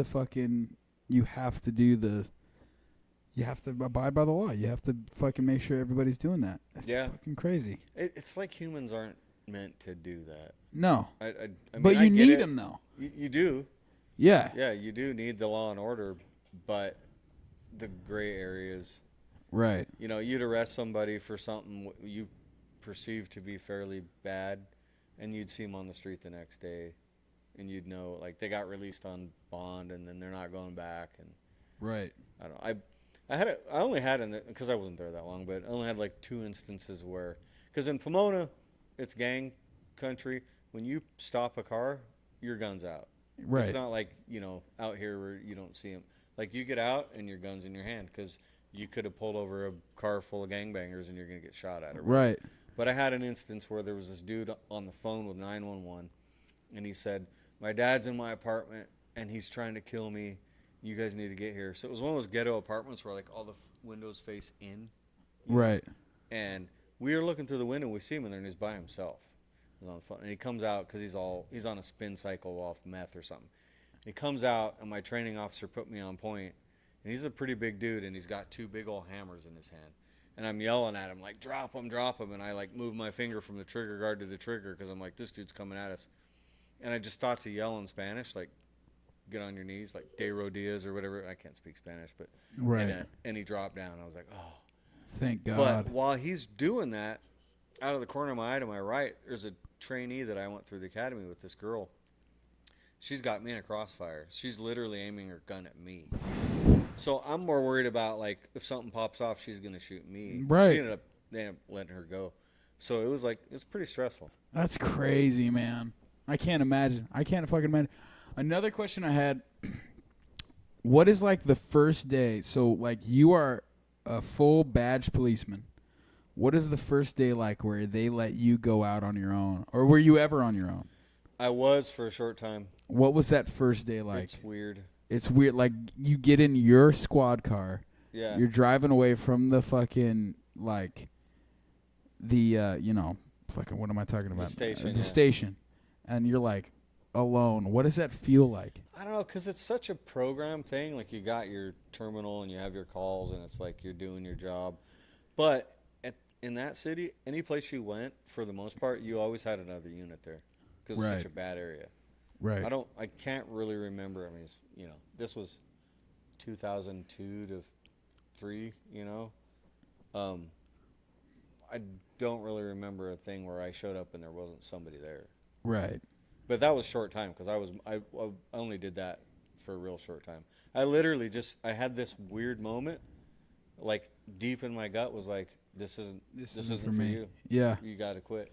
And I was fighting it because I'm like, I put all this time. The ego, dude, I mean, honestly, probably to this day, there's not a day that doesn't go by that go like, why did I do that? But then I've talked to friends who are like, dude, you're so lucky you got out. This is hell. Right. I'm stuck here. This is all I know. I'd like to do something else, but I can't. Right. So I'm glad it definitely worked out like it was meant to be, you know? Well, I think that's the thing. Like, I think if you're a policeman or a cop or whatever and you feel like this isn't for me, then it isn't for you. No. And the reality is, if you try to force the issue, you're putting other people's lives in danger because if you're not fully committed to it, Exactly. you shouldn't do it. Exactly. And, you know, Jake was 2. I find that super fascinating. I think, You like, don't want to know all the super detailed story about how I learned to play the banjo? oh, well, I would love to hear. Well, actually, another thing I wanted to talk about. Yeah, that'd be a good idea. Another thing I wanted to talk about was the way that we kind of met, which is funny because obviously when I was in high school, so I met Jacob, who's Steve's son, the drummer, in our band. When I was a freshman in high school, he was my section leader in drumline. He was a senior and I was a freshman, and we immediately clicked because we just found that, like, Right. we're very similar kind of person. And it's actually funny. I talked to Jacob so much that his girlfriend at the time thought I was gay. Have I ever told you that? Was that Alora? Rachel. Rachel, yeah. Rachel asked me Jake in one. big trouble right now. It's gonna be great. Rachel asked me one time, "Are you gay?" And for real, seriously, I was like, "No. What are you talking about?" She's like, "Well, you just talk to Jacob all the time." I'm like, "Is that a crime? Yeah. He's my homie. What are you talking about? You think I'm gay? Yeah. What are you talking? What?" Anyways, so me and Jake met that way, but I was in a metal band in high school, and then Jacob became the drummer, and then I was over at Jacob's house all the time, and then it would become like me and Jacob would like jam for an hour, and then for 3 hours I'd just be sitting there talking to Steve. For like, he'd be sitting there like we'd talk about music and like all that, and he was like, I know how to play banjo. And all of a sudden, when I started doing country, it's like, oh, Steve's a part of the band, and then he's been a part of the band ever since. Yeah, because you guys gave me like. Your dad had bought one of his, like, auction specials. Yeah. Some Chinese banjo, and I played it, like, twice. And I'm like, all right, if I'm going to do this, because I literally didn't really remember how to play it. And I'm like, I'm going to get a better one. Right. And not that I got, like, a way better one, but I went to Guitar Center, found a Gretsch, same one I have now. Right. And it does the job. Started learning as we went. I mean, I think that's what I love about our band. There's a lot of artists in Arizona, and again, no fucking judgment at all. I think whatever you do to make the music thing that you are passionate about work, I commend you 100%. Right. But a lot of bands are a lot of hired guns and then the singer, and the hired guns are expandable. Like one show they have a different guitar player, and the next show they have another guitar player. Yeah, and they can't like being together for 4 years as a band is like kind of rare. It seems. It's super rare. Yeah. And like, I mean, we've had member changes and stuff, but it's most of the we don't have time, egos. We're just like, let's just see what happens. yeah. And we That's work like- really hard at it, and Well, we especially at, like this time when you guys aren't like big, right, to be able to keep a band is pretty rare. right. Yeah, no, for sure. Probably easier. It's because we don't take ourselves that serious. We know that. That's how you should. No, exactly. You can't take yourself that serious, because the only thing you could take serious is your art. Yeah. Everything else you cannot. You cannot take yourself serious. No. You cannot take the way you look serious. You cannot take your vibe serious. I mean, you have to find humor or humanness in everything that you do. Yep. Otherwise, you're not going to be able to live up to your own expectations. And people see right through it. Oh, yeah, for They sure. want to see genuine. That's what it comes down to. Exactly. Yeah. Exactly. People see right through it.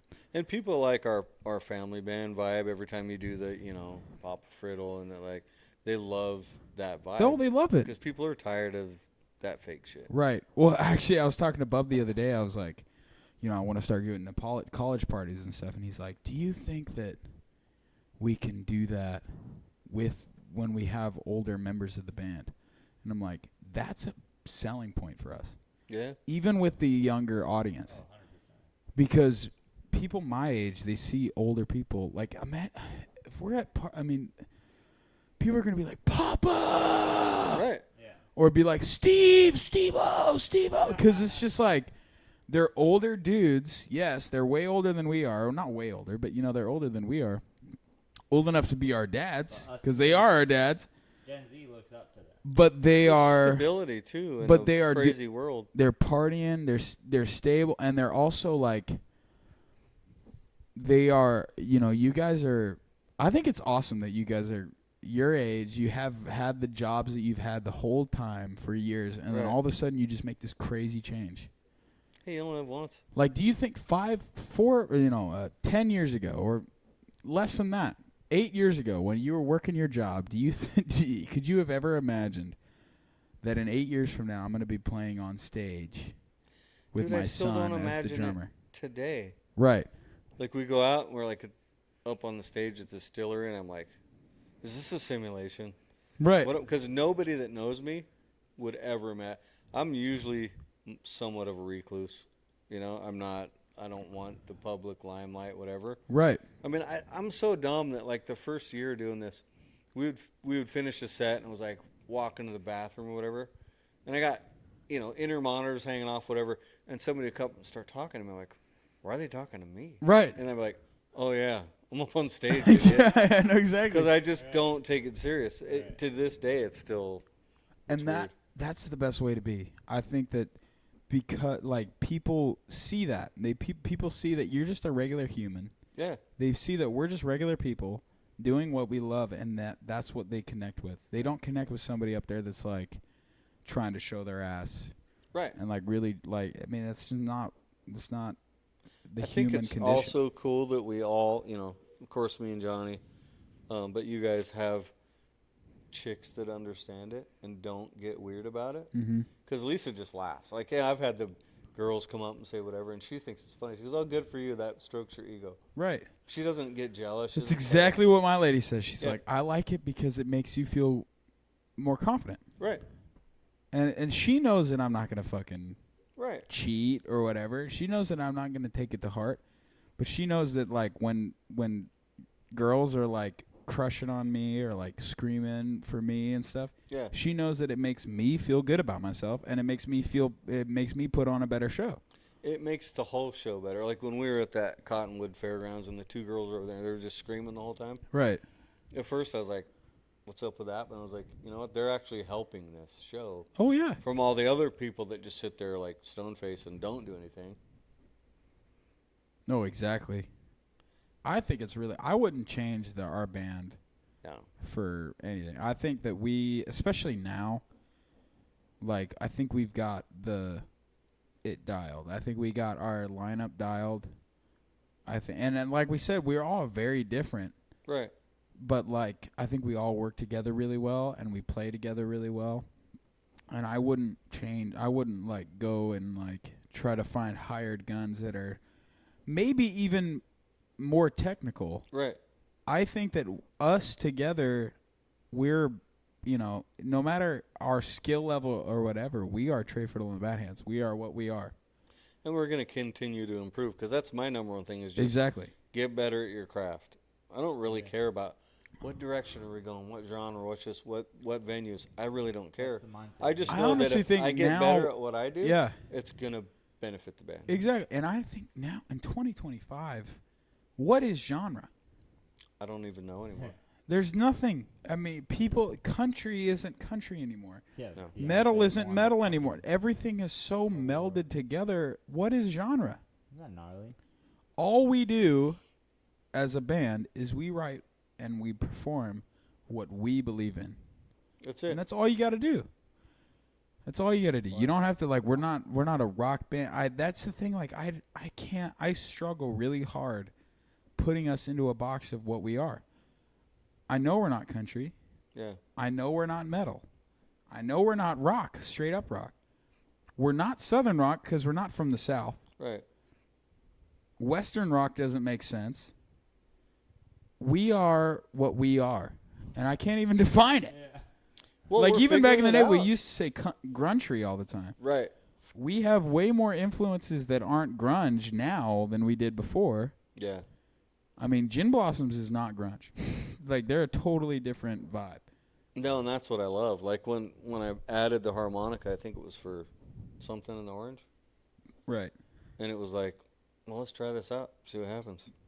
Like, blow on it, a noise will come out, and if it matches the song, it must be right. Right. I don't know anything about the technicality of playing it. I just know that you can make the sound come out you need to make come out. Right. And that's kind of what we're doing as a band. We're just like, what's the sound that feels good? Well, that's the thing. When I write songs, when the record eventually comes out, I mean, you could have a very country rock, but with a lot of country influence. And then you have Country Artist. The song Country Artist is like punk rock mixed with like some rockabilly influence. And then the song like Sweet Tea is like the Deftones meets like Austin Mead or Whiskey Myers or stuff like that. Like, it's totally like it's really just finding what influences me and mixing it together. Like, my Everything's the best one that I could like explain. Like, I had 3 songs in mind when I wrote that song. I had Follow You Down and Hey Jealousy by Gin Blossoms, that kind of vibe. Then I had the Close Encounters song by Treaty Oak Revival. Right. And then I had drum parts pretty close. And then I had this song by this like emo like Midwestern band called Crickets Throw Their Voice. Like, totally like emo kind of song. Mix those together, and that's what influenced me to write my everything. Like, but it's like you got an emo song, alternative rock song, and then like straight up country influences. That's what that is. And I watch people react to that song. A lot of times it's like middle-aged women or something because it's reminding them of Gin Blossoms. It is. But like people will react to that song like they've heard it before. Yeah. I'm really proud of that one. I think when it comes to like just catchy ear rhythm stuff, but also like there's some intricate shit in that song. Yeah. Like there's some stuff that like isn't in like the chorus. The way that I wrote it, it all like hangs over like It's so when I look into those eyes and I see your pretty face. That part, very kind of regular. But then the next part, it holds over and I go, takes me away and suddenly I'm home and I tried to somewhat follow you on that with a harmonica. I tried to give it a break, let it breathe. You know, instead of feeling like I need to play the whole time. Like, right. Give it a pause, give it a break, come back in. Yeah.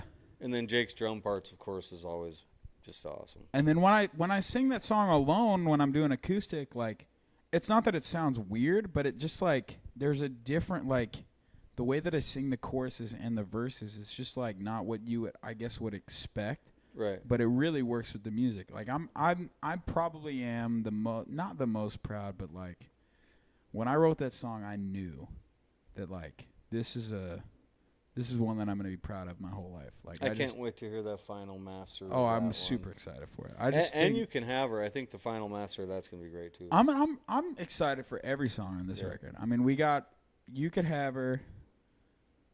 We got My Everything. I mean, this is the ones that I've written. There's a lot that I haven't even brought to you guys. Well, I brought to you guys, but we haven't like fully come up with our own parts. But like, well, the ones that we have our parts for, we got You Could Have Her, My Everything, Country Artist. Yeah. But then I have a song like Lonely for a While, which we used to do a lot, but now is totally different. It's like my whole part's on piano. Oh, okay. And then I got My Own Life, which is like Nirvana meets Whiskey Myers. Won't that be cool for Lonely for a While when you have a piano up on stage and you'll be able to play it? No, that'd be rad. That would be sick. People will be like... But the Lonely for a While thing is, like, I wrote that song with, like, 80s piano ballads with, like, heavy guitars in mind. Because I grew up on that shit. Yeah.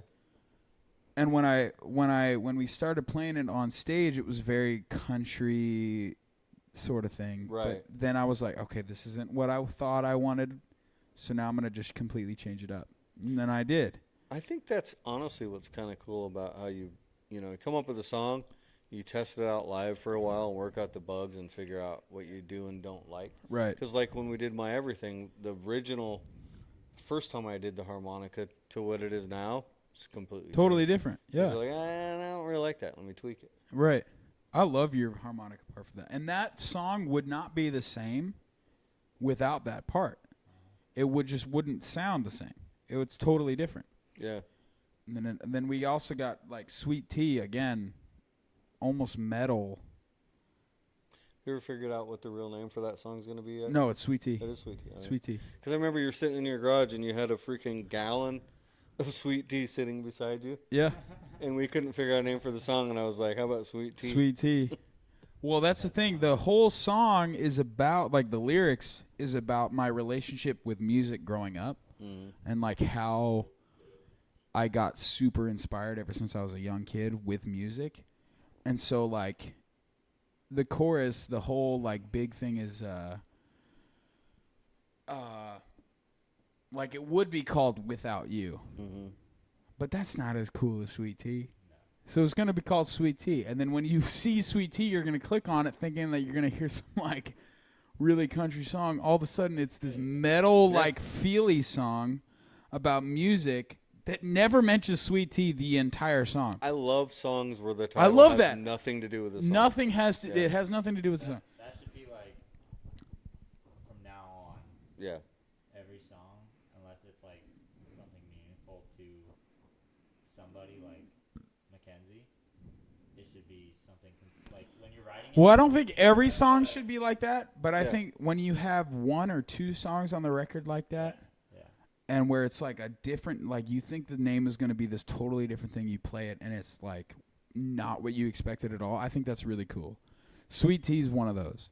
My Own Life is very Nirvana mixed with like the chords are and all the musicianship is very Nirvana until you get to the verse where I'm like, he's a man drinking shots of liquor to ease his mind. Like it has that country vibes, but then the chorus is like, why don't you step outside yourself for like very Nirvana-y kind of thing.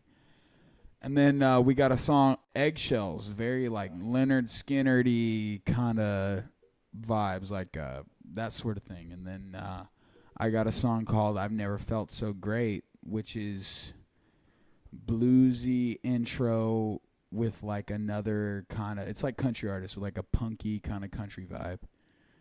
Like we got a lot of songs that we all got to figure out parts for and stuff. But I'm ready, man. Yeah. You gotta, take a weekend where you're off and dedicate it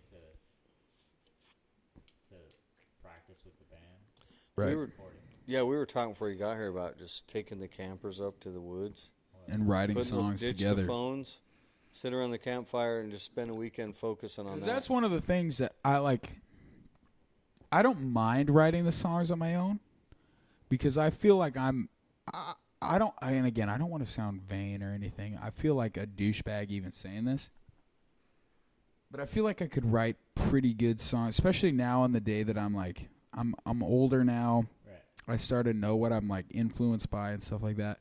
But I feel like the songs, if we all sat down and wrote them together, it'd be so strong. It'd be so strong. I think so, yeah.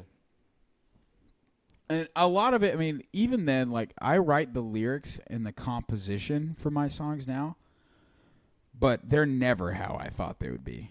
Like, my everything is not how I thought it was going to be when I first wrote it, because you put your part on it, Jake put his part on it, my dad put his part on it, and so it sounds completely different than I ever thought it was going to be, but it sounds amazing. Yeah. Same thing with country artists. Country artists I had a whole different vibe for, which I still, like... I want to mix what I had in mind in general with what we have now. Mm-hmm.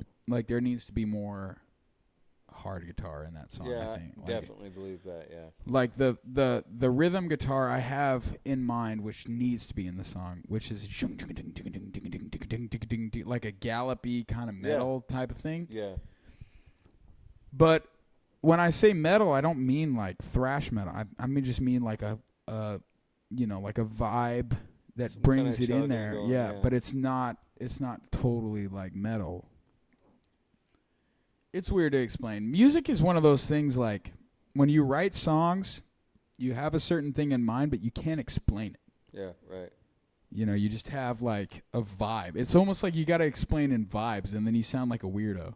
You just got to feel it, though, because you can just feel those notes sometimes that are just like, all right, that was the right note. Right. Where on the opposite end, you can feel a note that was like, maybe it's in the key or whatever. You're like, nah, that wasn't it. It doesn't right. Yeah, it doesn't sound right. I mean, yeah, I got a shitload of ideas for different songs. And then there's another one. My dad came to me. My dad has actually come to me with lyric ideas that have, like, some of them, like, I could see the vision and I'm not into, but a lot of them are like he was the one that came up with the idea for You Could Have Her.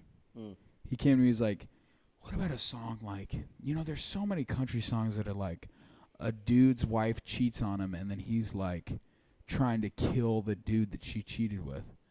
Whereas, like, if it was in real life, it'd be like, well, fuck you. You're not the one for me. You could keep this fucking guy. I'm gone.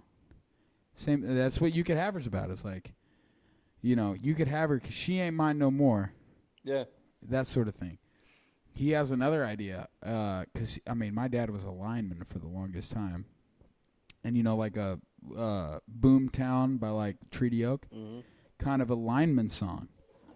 And he's come with me with lyric ideas, and I'm like, that's hard as shit. Like, the song opens up with, like, when he fucking first, you want one? When he first became a lineman, his dude that was, like, teaching him a lot of shit was, like, he always told him, well, when this shit goes bad, which way you gonna run, son? Right. Or which way you gonna run, kid? And it's like, that's a good opening for a song. Oh yeah, we need that blue collar song. Oh, that yeah. was like the idea. It was roughly, but like the part-time rock star idea song, which was basically like you're the blue collar worker. Yeah. That resonates with a huge portion of the country. But then Friday night comes around. Right. And you make that switch. By the way, shout out to Whiskey Myers and Treaty Oak Revival for keeping, like, literally inspiring us to do what we do now. Yeah. Dude, That Treaty, dude, I'm still fucking on a Treaty Oak. That's all I listen to. Well, my trailer looks like a liquor store. Maybe one that just got robbed. Dude, what the fuck? These guys are geniuses. I've been watching I told Trey about it, but they have this video on YouTube, and they set up a band in like a circle, and then the film crew had like a fucking train track around it, and they have this big ass camera monitor thing that just goes in a circle, and they just film the whole thing, and they played their whole album for like an hour video, and it looks so sick, and they talk during it, and they're like, oh, let's do it this way, like they're practicing, they're literally just practicing, Right. but they filmed the whole thing, post on YouTube, got fucking lots of views. You know what's also cool about Treaty Oak is they're like us. They're a family band. Like, right. Two of the members are like older dudes. Like, one of them's they're all like uncles to like some of the other members and shit. Like, they were the ones I was watching that one day. I was watching their concert recently, and I just had that sudden realization. I was looking at them and I'm like, we could do this. mm-hmm. Because they're just freaking regular dudes up there. Right. And they're playing at Hondo Rodeo Fest. We talked about going. We're going. I want to go. Nickelback, Treaty Oak. They go on sale. Nickelback too. They go on On a Fuck. Friday night, Nickelback, Treaty Oak. They go on sale to the public tomorrow. Yeah. Okay, yeah.